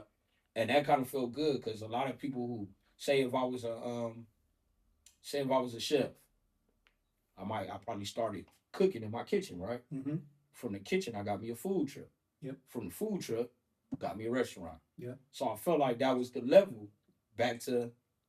Yeah, because that bus, man, I mean, it looked really nice. And Yeah. the outside advertisement, Yeah. I mean, it just gave way to, Yeah. you know, I thought you had another barbershop somewhere else and you just establishing another one here. Yeah. You know, I mean, because it was immaculate. You could tell that you was hands on with the guys every step of the way, and just paying it off here and there gave you the opportunity to look at it and say, hey, can you do this with it? Yeah. Can you do that with it? I'm just imagining, guessing that that's what you said. Hey, change this up a little bit. Yeah. You know? I want speakers. I want music. Yep. They put it I need this over here. Yeah. They put it in there. You say I can do it. By the state of Ohio, I needed to have a flushable toilet and a functional sink for it to be considered an actual mobile barbershop. Oh. I asked them, could they do that? They put a toilet on there. I had a toilet and a sink on there. You see what I'm saying? I remember when you said, I know, man, when you told me, you said, man, it broke your heart that you had to sell it. Yeah. You know, I can imagine. I mean, but back to the Soldier Boy, it's like, I could have kept going further with that, you know what I'm saying? Mm-hmm. But it was like, who could I possibly cut bigger than Soldier Boy? Right. You know what I'm saying? Yeah. Your grandma knows Soldier Boy. Everybody knows Soldier Boy. You know what I'm saying? Right. And whenever I would tell somebody that I cut Soldier Boy, that's when they light up. Uh-huh. You cut Soldier? Yeah, I cut Big For Soldier. pictures, you know. Exactly. Yeah. So I knew that my time with the bus ran its course. Right. And now here he is. Here I got a barbershop. Now the thing about being a celebrity barber, you bouncing around. It's just you. You focusing on just you. Right. What I learned about opening up a barbershop was it's not about just me no more. Mm-hmm. But see, I didn't notice when I was bringing it to JT attention that this was something that I wanted to do. So when he came to my room that day and I explained to him, I found this spot. You know what I'm saying? It's looking decent. I got an idea. You know what I'm saying? I was a little afraid because I knew how Big Bruh kind of felt when I left his shop. Mm-hmm. You know what I'm saying? I done built a relationship with you. I done brought a lot of people here.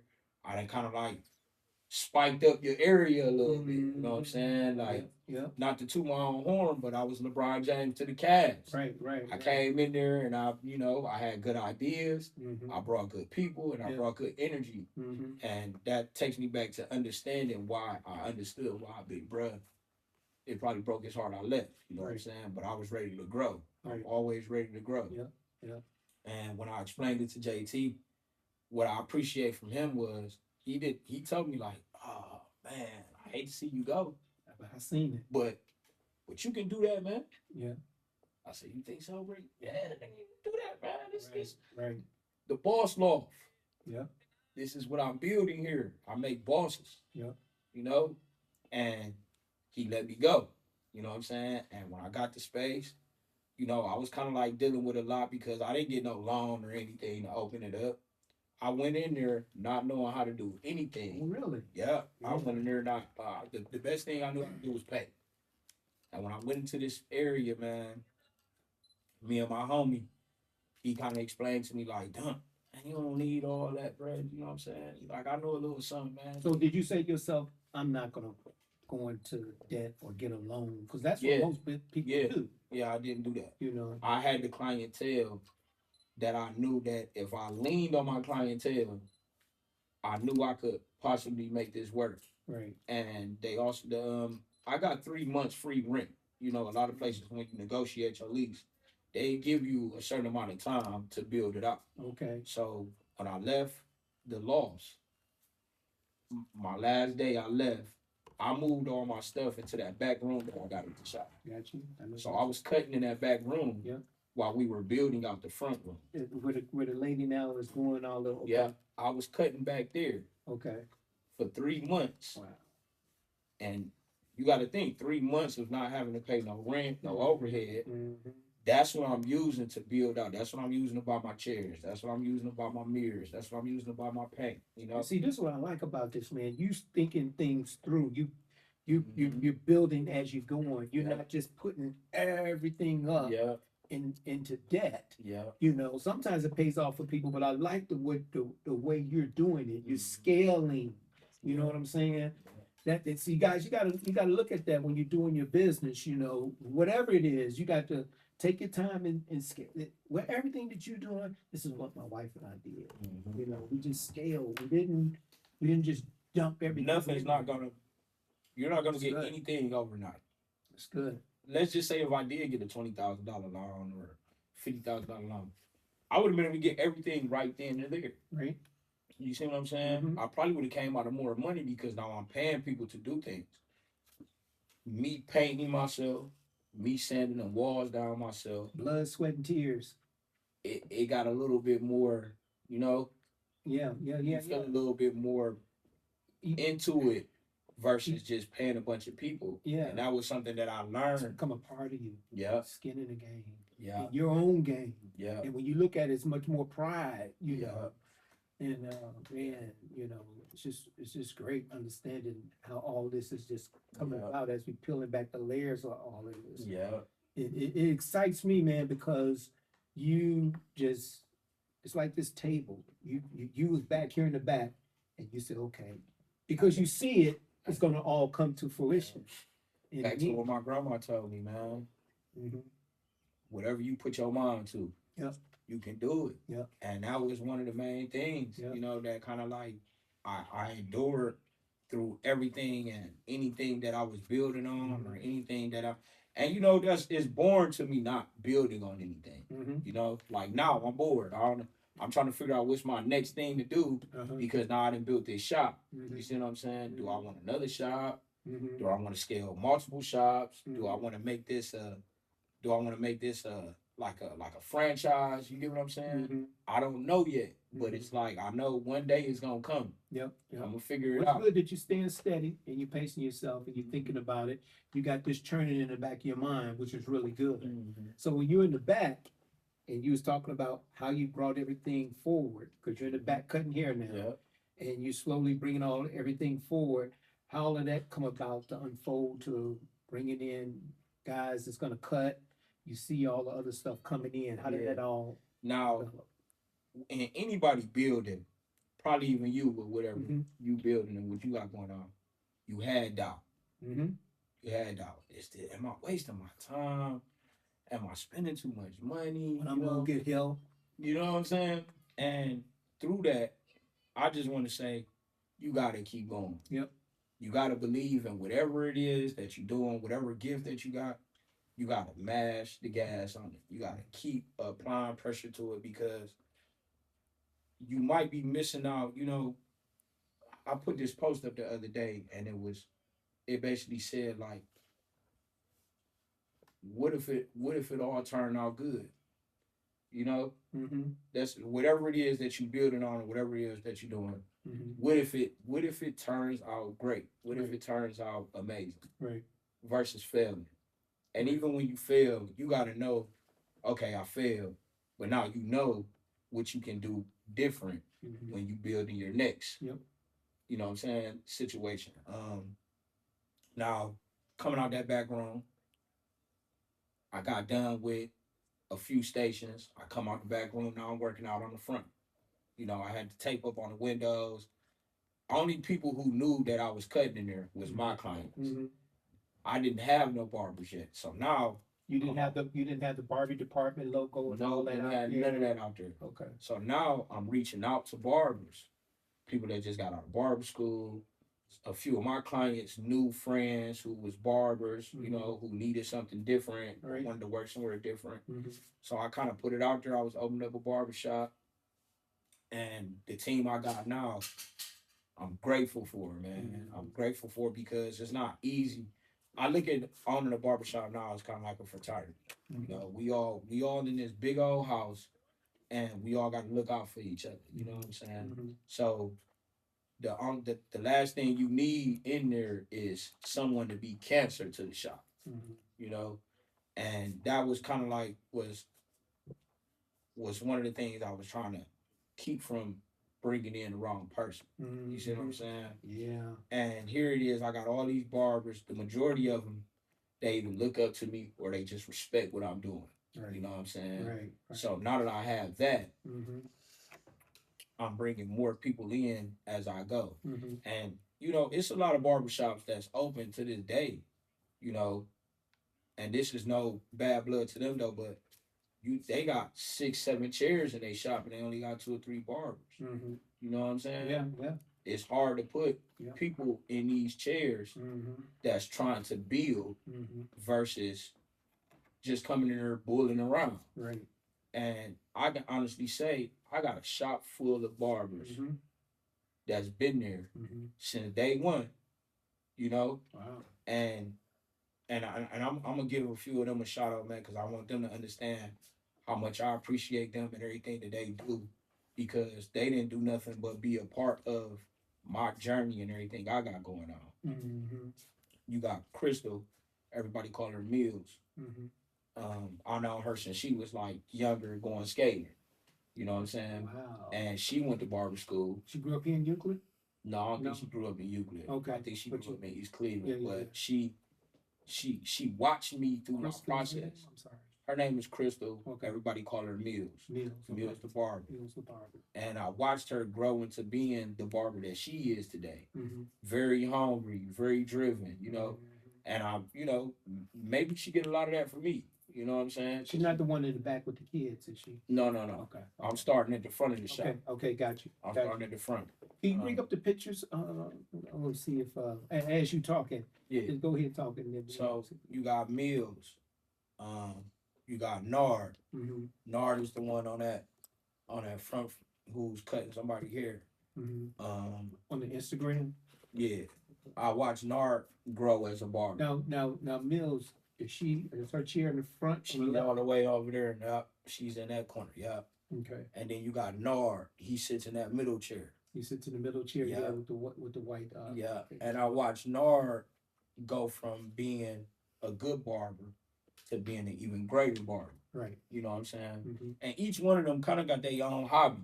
You know what I'm saying? Right. Mills like to cook. Mm-hmm. She's into like, you know, cooking, and she's like a chef. You can ask her to cater your event and she'll do it for you. I watched her cater somebody's breakfast. Wow. You know what I'm saying? And then you got Nard. Nard like playing basketball. Mm-hmm. And he also good at bowling. Mm-hmm. Oh, really? Yeah. He can bowl real good? Yeah. He can bowl real so good. he throw the ball. When you bowling, I seen one guy when he bowls, they throw their leg down and they get real low to the ground, almost like that. I'm guessing that's part of the structure. That's part of the structure. Same way with shooting the basketball. Yeah. You know what I'm That's how he do it. That's how he do it. He get busy. You know, I be kind of like pulling him sometimes. Yeah. Well, you ain't messing with me. I still ain't played him in bowling yet, but I'm sure he'll whoop on me because he got like a little bowling pin up there in the top corner. You see, top corner. That's kind of like, I guess he hit like a 300 that night or something. A command command plus, if you hold down a command and hit the plus on there, it'll zoom in if you can, if that. Yeah. This is, there you go. Keep doing it. Keep going. Keep going. Keep going. And then you can take your 2 fingers and then take your 2 fingers on the mouse pad, on the pad, and then just slide it around. Because the mouse won't do it. But you said that it's there you go. Yeah, it's up there in the Oh, I see it. I see the pen right there. That's There Nard. you go. Yeah, they gave him one of the pins for winning that game that night or something. Wow. So he nice with that. Yep. The command minus will expand it back out. We'll zoom it back out. Yeah. Yeah. So that's. And then the last year you got Vontae. Mm-hmm. Now Vontae is my manager of the shop because Vontae pays attention to more things in the shop that I might pay attention to.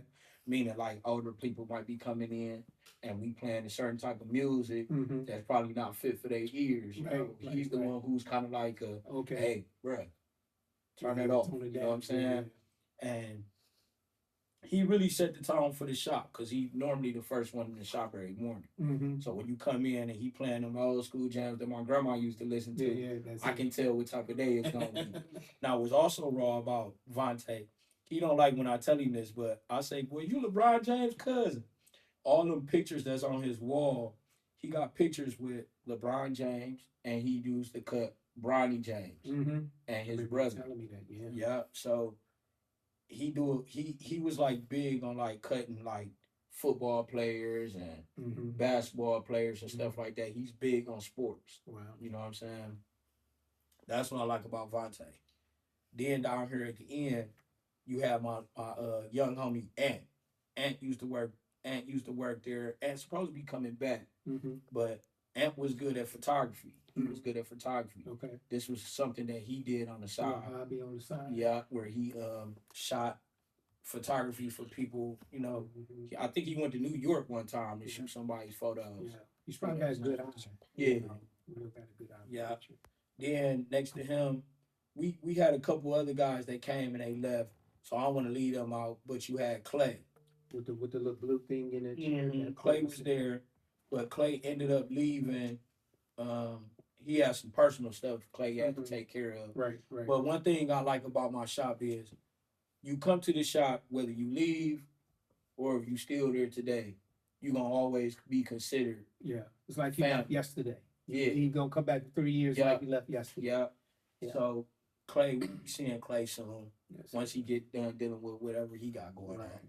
And then I started my new prodigy, Jabari. Jabari. He's like younger, but his father watched me grow up going skating. Okay. His father got a non-profit organization called the Rink in the Box. Rink in the Box. Rink in the Box.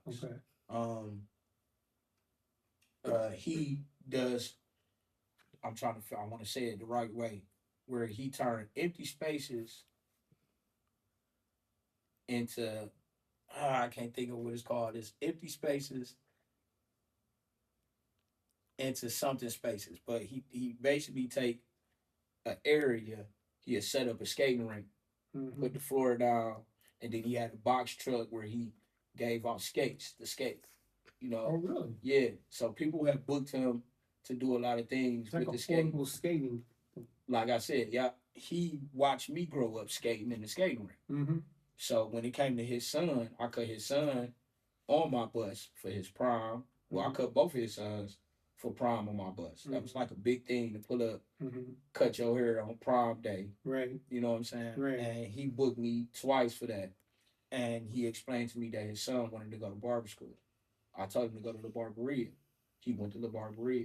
He graduated. Okay. Now he's working in my shop. That's what I'm talking about. You know, instilling that in the young men and they're following that. And now he's a young entrepreneur now, you know. And that's good. That's what I'm talking about.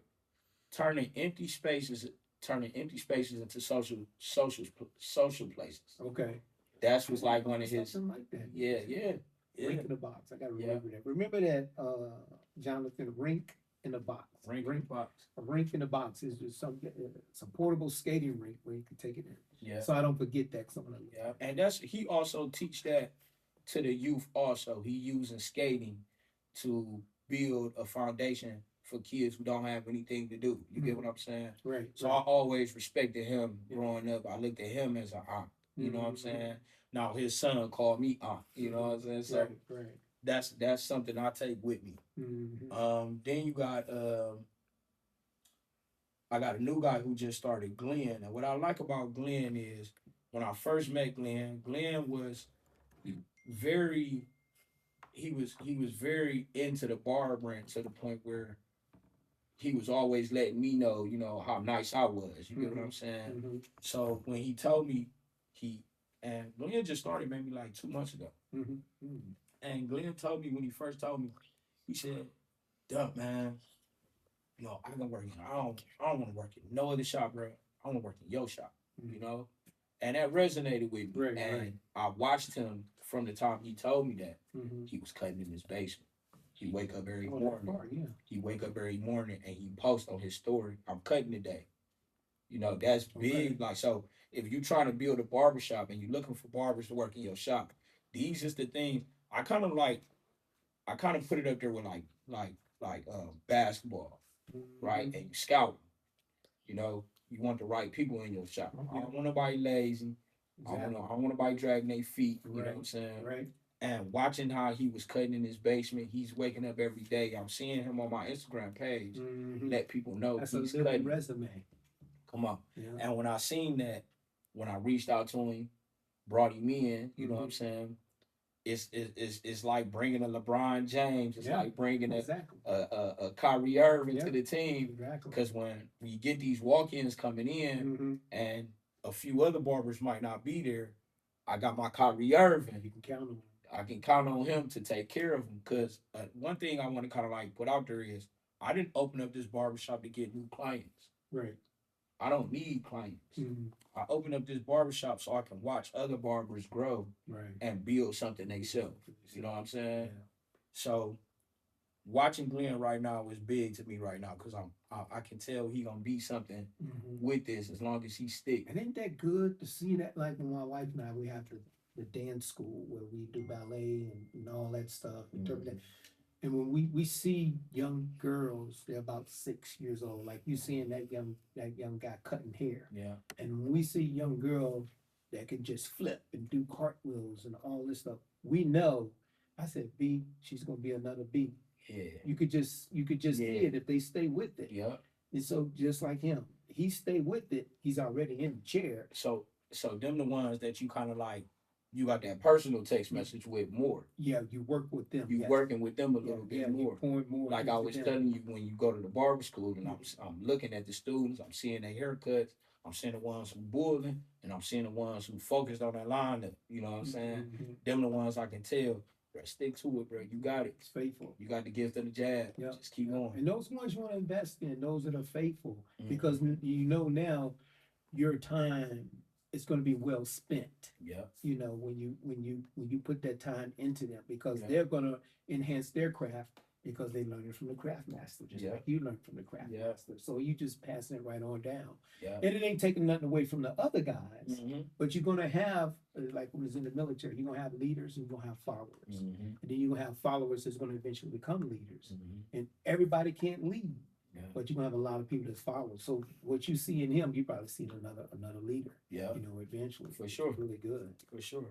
And he's from Euclid too. Oh, okay. Then from there, you got my guy AJ. Now AJ, we both went to Euclid High School, but he was gone for like 8 or 9 years because he went to the military. Oh, so when he seen that I was opening up a shop, he was already headed back home to come and plant his feet back here in Euclid. Wow. Now, how long was he going down the military? He was in the military for like 8 or 9 years. 8 or 9 years. This was probably like a little bit out of high school. But we grew up, we all went to Euclid. You know what I'm saying? So when it came to me opening up a barbershop in Euclid, I want some Euclid. Isn't that amazing? I wanted some Euclid base home OGs working in the shop. And that don't do nothing but bring a lot of people that we grew up. And I graduated like 07. Yep. I think he graduated like 06 or 07. Right. So all our friends that we grew up with in Euclid High School down the street, they come to this shop and they feel a little bit piece of home Yeah, about right, bringing their kids to the right. barbershop. You know what I'm saying? Yeah, So yeah, that yeah, that was yeah. like that was big for me too. Exactly. And Hey, you got another one? yeah, then you got at the end, Okay. I'm gonna say T, clap for T. She's a Mhm. loctician. Okay. Now when that shop I worked at in East Cleveland, she was bringing her son there to get his hair cut. Hmm. So from then to now, she's doing locks. She's done did celebrity locks. She's she's teaching her daughter how to do locks. You know what I'm saying? Yeah. So to watch how she's became who she became in the little time that we done been there, maybe a year and a half. You know what I'm saying? It's like I could tell she got a lot more to her barrier as she just got to lock in. Hmm. Once she lock in, Hmm. man, she gonna be one of the coldest locticians here in the city, man. I promise that. I Wow. know that for sure. Wow. Yeah, I know, and that's one of the reasons why I gave her the back room, Hmm. cause she do have her daughter coming in. Her daughter got her friends coming in, getting their hair done and stuff. You know what I'm saying? Hmm. So like we very big family oriented in here. Exactly. Vontae's son come in and hang out. My daughter be in there hanging out. Hmm. T kids, we call them the shop kids. Right. Right. You know what I'm saying? Yeah. And that was one of the main reasons why I wanted T to come because a lot of barbershops and salons, they don't want your kids to be there. Right. But remember what you were saying, your kids is watching you Hmm. hustle. You know what I'm saying? And I couldn't be me if I told her kids could come, which I call my nieces and nephews. Hmm. I wouldn't be me Hmm. to not allow them to see their mom Exactly. work hard every day in this shop. You know what I'm saying? Yeah. Yeah. So that's kind of like what I feel good about because now that I'm out of that whole celebrity barber thing, Hmm. I don't care too much about that no more. Right. I know I'm in a community now, Hmm. and we here to serve this community here in the city that That's I good. grew up in. Yeah. And one of the main reasons why I chose this particular space was because my grandma's favorite store was Mark's. Mm. So driving past this place every day as a kid, Yeah. I would have never imagined opening up no barbershop in Wow. the same building Yeah.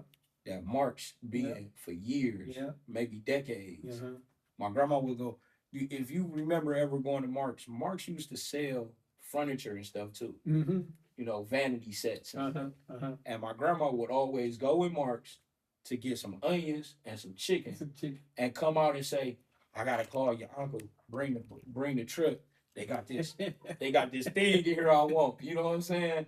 And Yeah. that's what feels good about being over here. My Uh, first job was at the skating rink. I used to date and take girls to the movie theater. You know what I'm saying? Um, we Yeah. used to go to house parties that was in this area.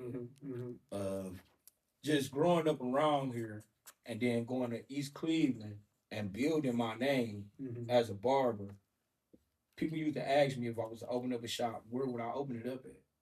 And I would always tell them, it gotta be Euclid. I can't. Why would I go to Heights? Yeah. Yeah. Why would I go to Cleveland Heights? Yeah. Why would I go to? You get what I'm saying? Yeah. Yeah. Your stomping ground is here. You get what I'm saying? Right. Like so, coming back to Euclid, man, and being able to build this barbershop and see the type of family I done built in there now. You know what I'm saying? It means a lot to me, man. Right. It means a lot to me. Right. And so those lights up there, are those new? Because I know you. Yeah, I had to add those in there. Yeah. They're called hexagon lights. hexagon lights. And growing as being a barber and you seeing what's kind of like hot on Instagram and when people build barbershops, the hexagon lights is kind of like a hot thing to have because it gives you more illumination, especially when you cutting hair. I can see your scalp better. We need real good lighting Right. to put them nice haircuts That down. never was the case back in the day. Yeah, not them warm lights, Basics used to not hang that way up yellow and stuff. light. Yeah. You know what I'm Yeah, I saying? know exactly what you're Yeah, saying. we need that extra illuminated light to get that pure crispiness. You know what I'm saying? Can you arrow down, Roberto? There is some pictures that I want to touch on. It should be the arrow key. It's on the keyboard, and you could probably, or you could just move the mouse cursor over to the left, and it should show you some pictures. There you go. And let's go here. until, so these here, those are the caps. And those are one of the caps. You have one of those caps on, right? Okay, so a little bit about the Anti-Bro Barbers Club. Um, the Anti-Bro Barbers Club is barber merch. Mm-hmm. We they sell a lot of their merch at these barber expos. Mm-hmm. Barbers like to wear what they do. We Mm-hmm. like to wear what we into, Right. and being somewhere or going out. You can be in Walmart. Mm-hmm. Somebody see this anti-bro barber, that's letting people know that you're a barber. You're right. You know what I'm saying? Mm-hmm. So merch has become a very popular thing to have when you in this field. Mm-hmm. So at the Anti-Bro Barbers Club, I watched them grow from just selling t-shirts with the Anti-Bro Barber Mm-hmm. t-shirts Mm-hmm. to now they sell t-shirts, they sell swag bags, Wow. they sell jackets, they sell hats, you know what I'm saying? And I was always buying their merch because I wanted to show what I do. Mm-hmm. And they started to pay attention to me and what I was doing. And they made me an ambassador. Okay. So from being an ambassador to now being a member. Right. So now what I do is I get packages of the merch to sell to other barbers here in my city. Right. You see what I'm saying? Yep. Yep. I see So what you're saying. and they take me places like working for Anti-Bro Barbers Club have gotten me a lot of notoriety in the world. Mm-hmm. You know what I'm saying? Mm-hmm. Because that's a big time. Like you got to be a barber to understand Mm-hmm. the level of the merch. Yep. Did you have your mobile vehicle when you was doing this? Yeah, Yeah. yeah. And Also, you took it to Pennsylvania when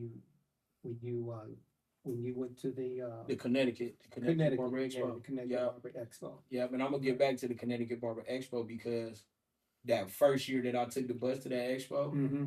you see that shirt up there, the Barbery department. Yep. Cuttsville, USA. Yep. I kind of bounced off the Anti-Bro Barbers Club Mm-hmm. because they had the idea of changing the words of the anti-social social club. Okay. And that was like a merch Yep. type of t-shirt Mm-hmm. that you would wear. Mm-hmm. They just changed the words around and put the Anti-Bro Barbers Club, Right. and they built something off of that. Right. You know what I'm saying? Mm-hmm. The Barbery department came from the gallery department t-shirts. Mm-hmm. So if you know anything about a little swag and streetwear clothing, Yeah. the gallery department was an expensive t-shirt. Mm-hmm. I think that shirt could run you like around $300 or $400. Mm-hmm. That's where you get the idea from. I put the Barbery department Right. so you can know Barber is on there. Mm-hmm. You see what I'm saying? Yep. And when I did that t-shirt, this is when I learned at the expos. This is what people do at the expos. It's a hustle. Mm-hmm. You pay certain amount of money for the table. Mm-hmm. You bring stuff in to sell. Mm-hmm. I brought maybe 100 of those t-shirts, right, bro? Wow. And I sold every last I one think of you them. remember telling me that. Yeah, you sold every last one of them. But when I made that t-shirt, I never knew I was gonna have a barbershop. I never thought of having a barbershop at that time. Okay. So when it came to me opening up the shop, Mm-hmm. and I had to come up with a name for it, Just seemed right. Yeah. Just seemed right. I called it the Barbering Department. Yeah. Now, Hungry Barber Feed Me Cuts was always my brand that I had with the bus. Yeah. So a lot of people were asking, why you just didn't name it Hungry Barber Feed Me Cuts? Yeah. Well, I worked in a shop that was named after somebody else for so long. Mm-hmm. I didn't get a chance to put my face on that shop. Right. I'm working. It was one of them things every time somebody see me, oh, you work at Hot Shop. You get what I'm saying? Yep. Yep. So opening up a barbershop, I want everybody to feel like that's their shop. So let me ask you this: what happened to the word dumpy cuts? That has Dumpy a ring Cuts. to it. Yeah, that's So that name came from growing up with all my homies, man. Dumpy Brown was like the guy who did the most. He turned up. Mm-hmm. He did a lot. He probably even overdid it a little bit. Right. Right? So that was the name you would get called if that was the case. Right. Dumpy Brown. You know, you did your big one today, man. You know what I'm saying? That's whatever that was. We got too drunk. Yeah. If we party too hard, Mm-hmm. Mm-hmm. Dumpy Brown was that guy. Right. You see what I'm saying? Right. And when it came to Facebook, I had my real name on Facebook. My real name is Dorian Porter. Mm-hmm.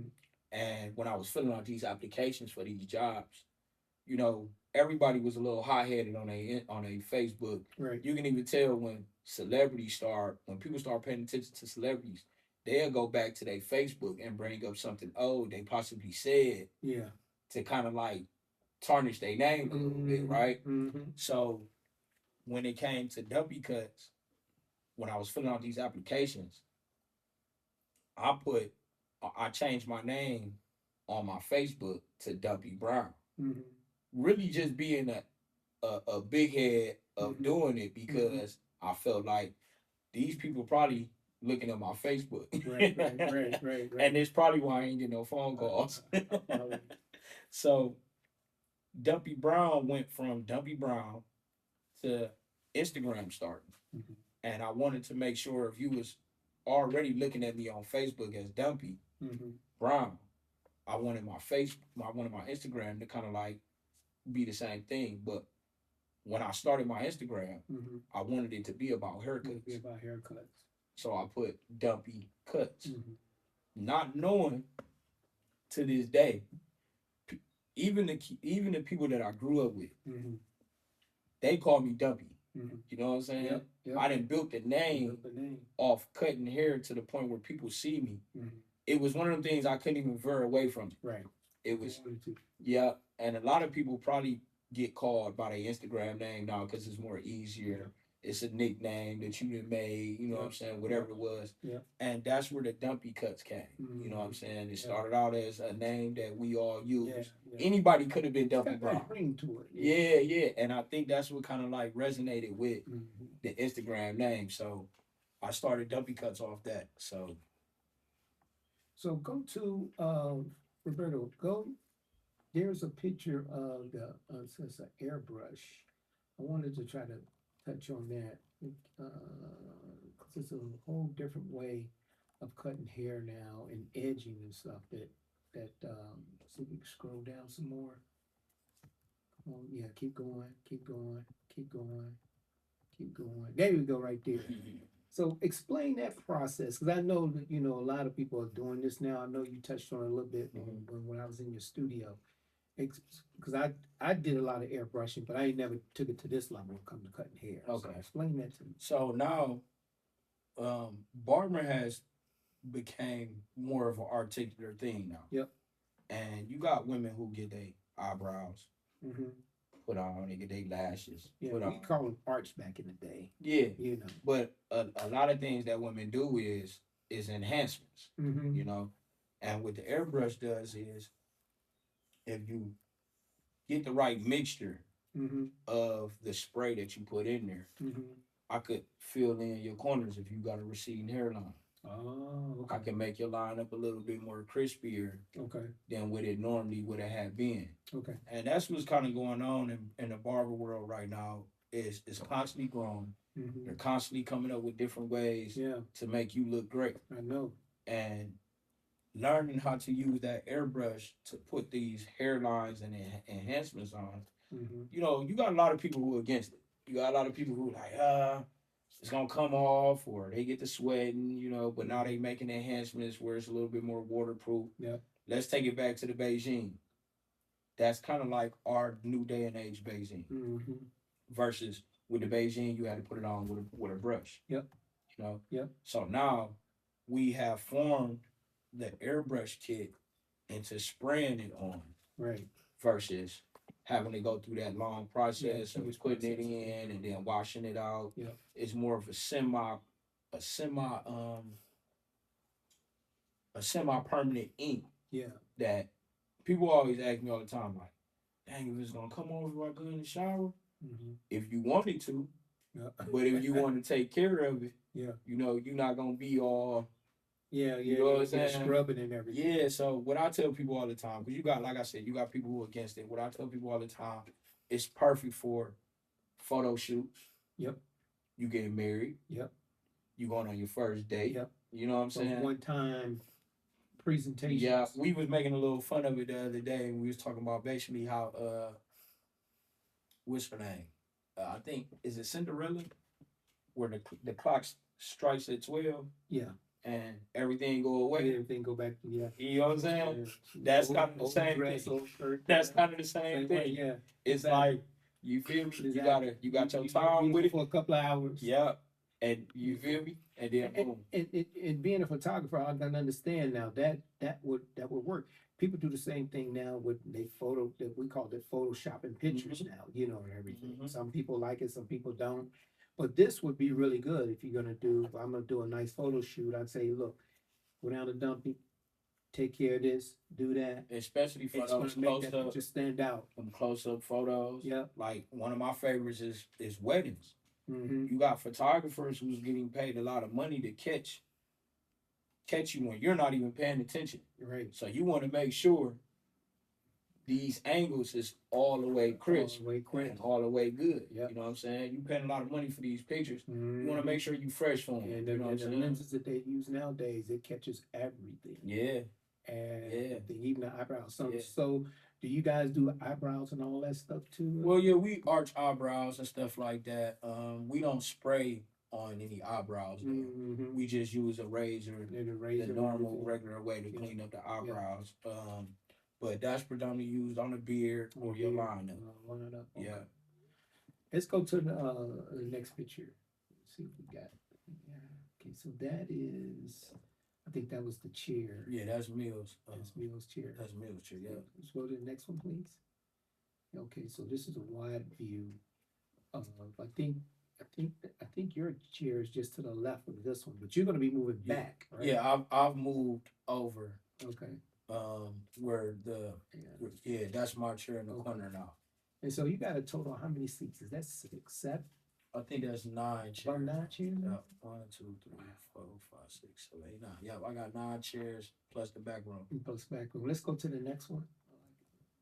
Merge. Okay, so this is the collage of pictures, not everything that you have done. Zoom in on that. Do I think it's a command plus. Keep going, keep going, keep going.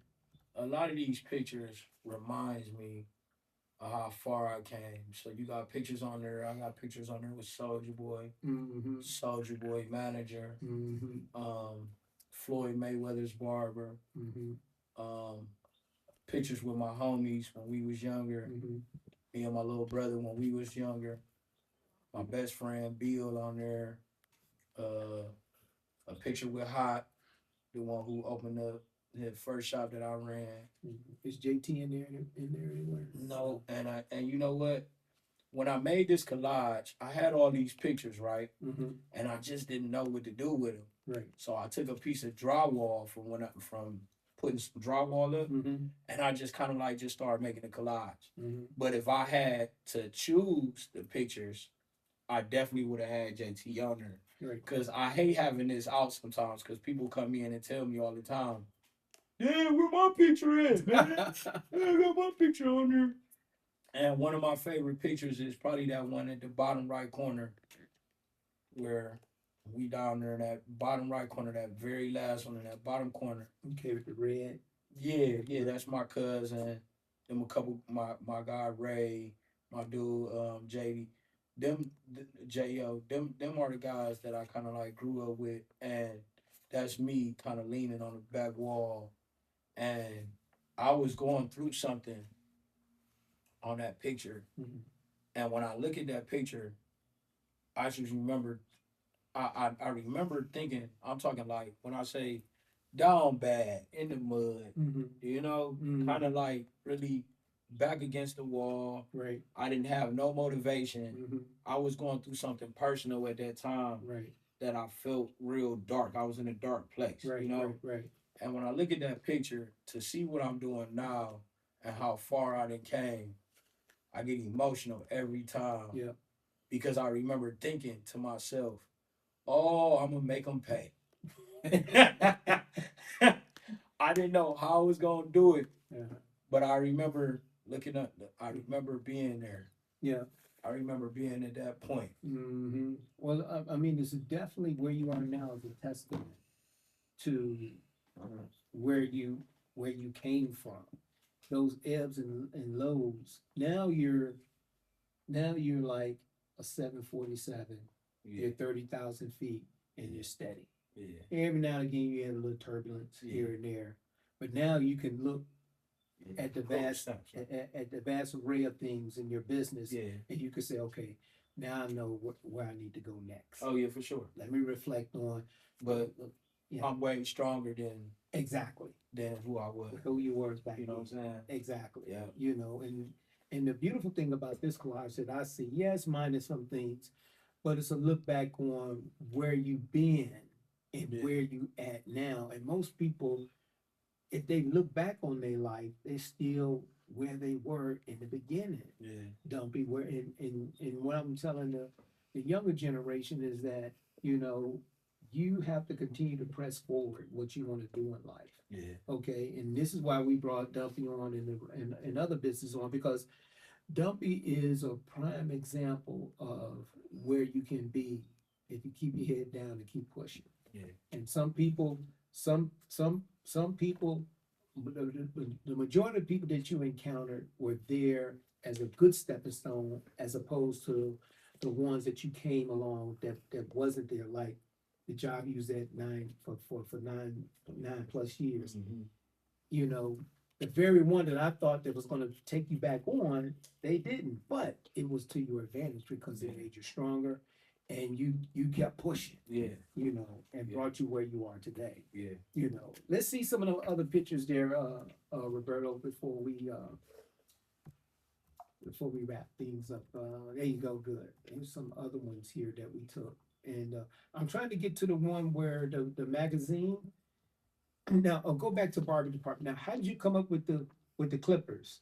You just thought about that? I mean, not the Oh, clippers. you talking about the logo? Yeah, the logo. So I knew I wanted to make it, you know, something different than what was on the t-shirt. Right. And I wanted people to know it was a barbershop. Yeah. So I got the Cleveland skyline across the top, Mm-hmm. and I put the razor on there because it represents, you know, So a barbershop. who did that, or you know? Okay, the guy who did that, what's his name, man? I want to make sure I remember his name. And I can't remember. Yeah. But that was his. Was that his function in life as far as artistry and drawing and all of that? Yeah. Did he do the whole logo for you? Or you just did No, I did the logo. Okay. I made the logo. Okay. And then I told him I wanted something to put in the barbershop that was the name of the barbershop. Right. And you see, I changed it, Cutsville. Yeah, I like that, Cutsville. You know what I'm saying? So, when I gave him that, he cut it all out, put it on that, put the LED lights behind it, Mhm. and man, that's you something I know I'm gonna have that for a long time. Now the one that's outside that's hanging, who did you get to do that one? That was another guy that one of my clients had. That's what he do. He do vinyl and stuff like that. Mm-hmm. So he put that up there for me. Cause it looked like he had to have some metal or steel backing. Cause it. Oh, well, that steel backing was already there. Oh, really? Yeah, it was whatever this was before I came. Mm-hmm. They sign was up there, Mm. so I had to get my. You sign. just made use of what was already there. Yeah. And then put that to it. Okay. Yeah. That's good. Cause I know most companies or most businesses, they have to order special order stuff and you have to put it on there. And so you didn't have any problem with the city because it was already mounted. The only thing you had to do is just Put my logo on. put your logo on it. Let's go to the next one, Roberto. Okay, so this is yours here. This is Yeah, that's mine at the time. yeah. So that's the one. Now what I wanted to do, I got this. I wanted to just talk about some of these. I went and got these clippers. And now is this some type of clippers? What's the difference between these and other clippers that you would use in the shop? I just bought these just to. These remind me a little bit of magic clips. Mm-hmm. These are kind of like, you know, they got all different brands of clippers, from Fabulous Pro, Magic Clips, Andes, Conairs, you know, they got all different types. Conair rings a bell. I've seen those. These got the little, it tells you how much power you got left. This thing even tell you if it needs an order. Sweet. Oh, really? Yeah. Yeah. But yeah, they remind me of Magic Clips, just kind of like how they shape. those magic clips are considered like walls. Uh-huh. Um, I'm familiar with walls and they go back a long yeah, so these right here, you would use these to cut bulk down. Mm-hmm. So I So would use what's bulk? You talking about bulk the bulk meaning of like if you got more hair on top, Uh-huh. I'm gonna use these to trim it down. Okay. You know what I'm saying? Yep. So I'm also gonna use these for my tapers and my fades Mhm. and for blending. Okay. These are more for the lineup. I'm gonna use these on the beard edge up, Mm-hmm. on your lineup, Mm-hmm. to line up the tapers and everything Mm-hmm. like that. Now all this came in like a little package. Oh, okay. Do you ever use any of this? I'm not Oh, sure. yeah. These I use for more like, um, I got a guy who's my friend, man. He's a police officer. Mm-hmm. So a lot of the hair on his neck and stuff, he want a little bit closer Right. than what these can get. You know, so okay. I would use these on bald heads and to give So you. that was gonna be my next question. How Yeah. you get the bald head and everything. So How often do they come back to make sure well, it depends. Like you can use these on a bald head who's probably a little bit more, how can I say the it? skin is not as tender? Skin is not as tender Okay. because these could give out um bumps. Oh, These can yeah. give out hair bumps Yeah. real easily Yeah. if you're not already using them. Right. Right. Like so a lot of people so we also do like the razor that's on that logo. Yeah. We use those for Okay. bald heads Okay. majority of the time. Okay. But like if you the type who just like something quick, we can shave it with these. Yep. We'll trim it down with these first, shave it with these. In and out. Yeah. Yeah. So let's go to the next one. So we got that one. And next, and so okay, so Go back to that. That one. Go back. to this one. Mm-mm. No, go back. The one with the picture on the wall. So I drew that picture on the wall also. The one with the it's called the cause. It's a cause character, and the reason I put it on that wall was because driving past the big window of the barbershop, you passing through. Right. Cause is like a articular, like something that it was a artist who invented it. With the hands over the eyes. And it's called passing through. It's called passing through. That's the name of the artwork. Okay. So I just put it up there and just put my own little swag on it with the heart. With the heart. And then I got my daughter's name. I remember that. Had it right here on That's the right side of my forehead, on the Yeah. right side of my head. And it's in the top left hand corner. And I literally took. You can zoom into that. There we go. There it is. I took the same tattoo that's on the side of my head. Mm-hmm. I literally took a picture of it. Yep. And then I projected it up there. With a projector. And I painted it on. Right. So it's the same tattoo. That's where the graphic artists come in. Right? Yeah.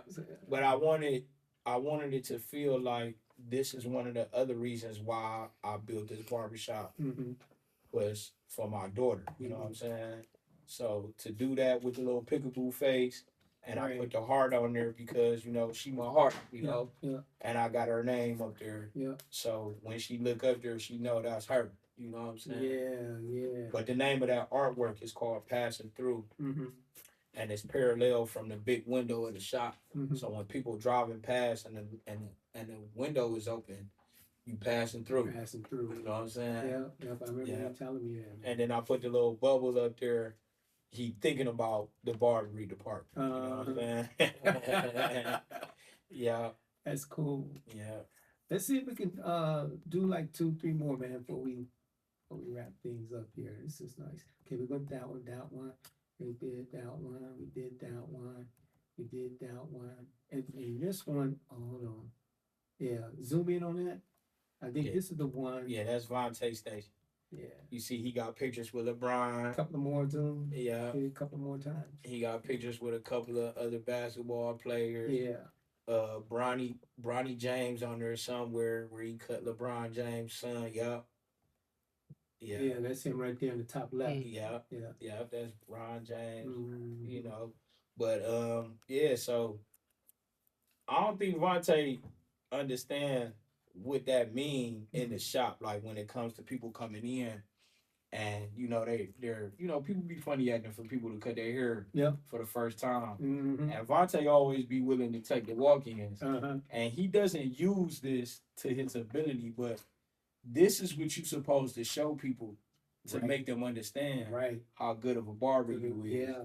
Yeah. And I tease him, I say, that's LeBron James' cousin. He like, you might as well be. You talking about, boy, we cut little Bronny. Yeah. And You all gotta of use them. that to an advantage. Yeah, man, you might as well. So boy. how old is he, the guy that's cutting hair right now?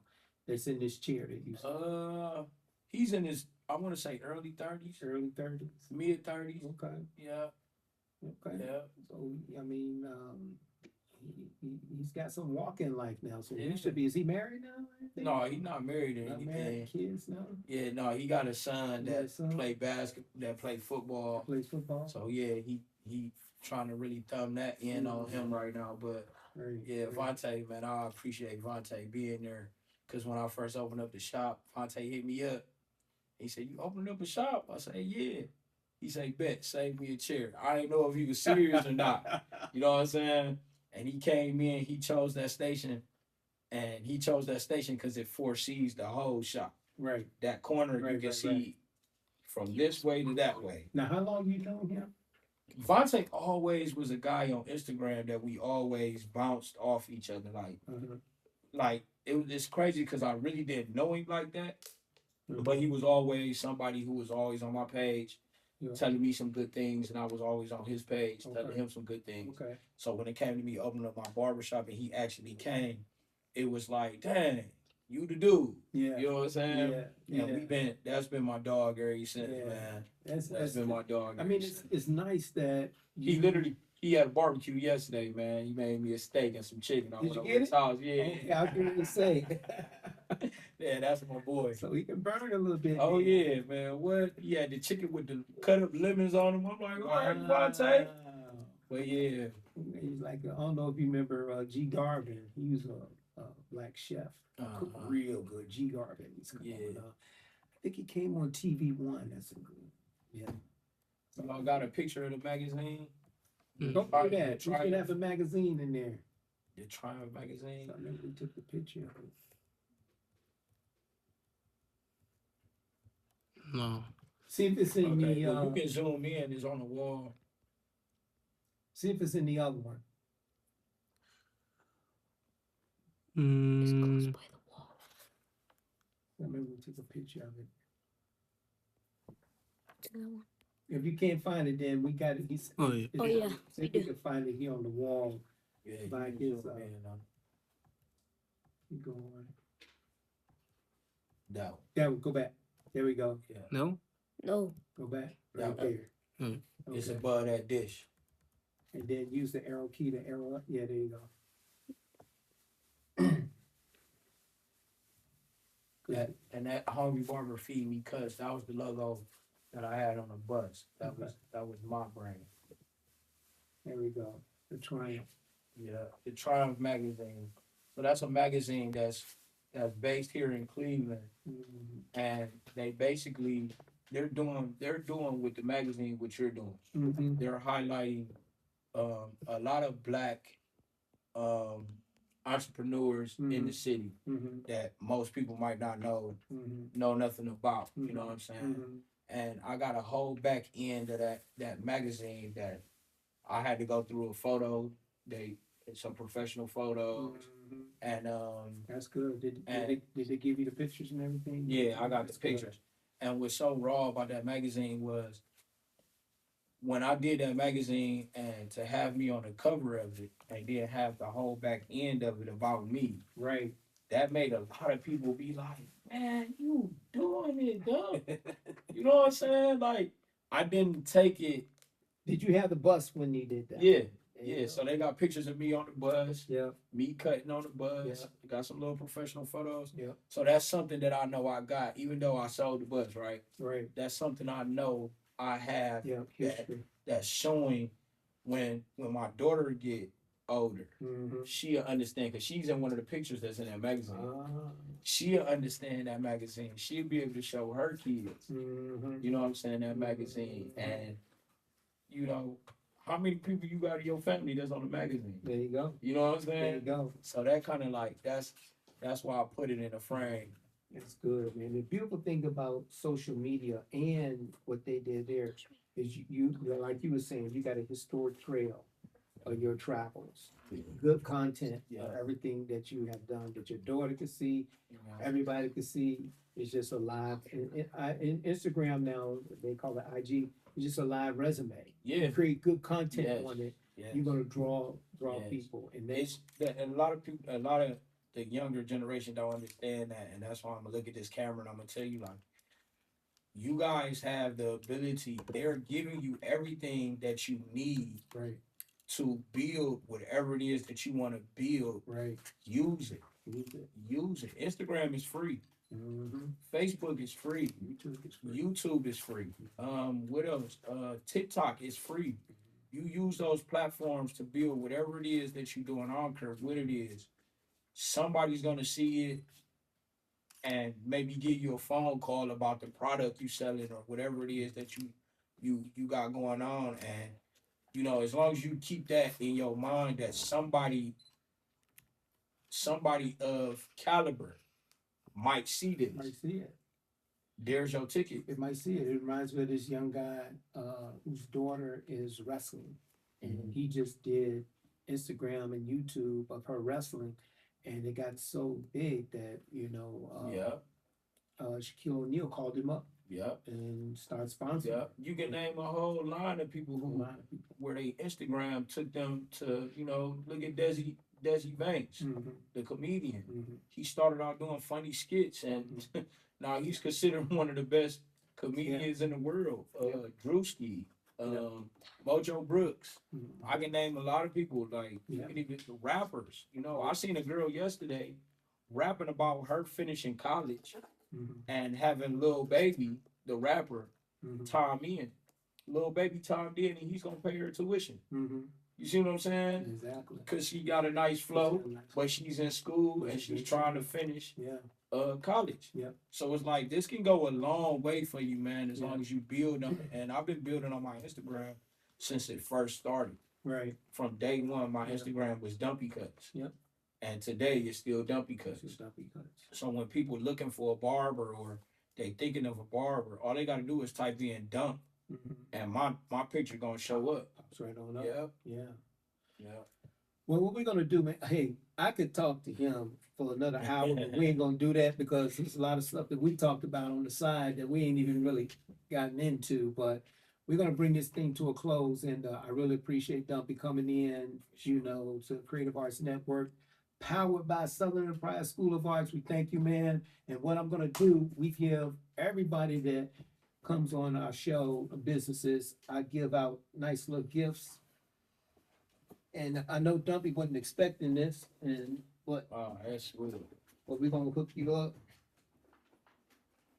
And what you do with this, man, is on your own accord, because I know you have a whole set.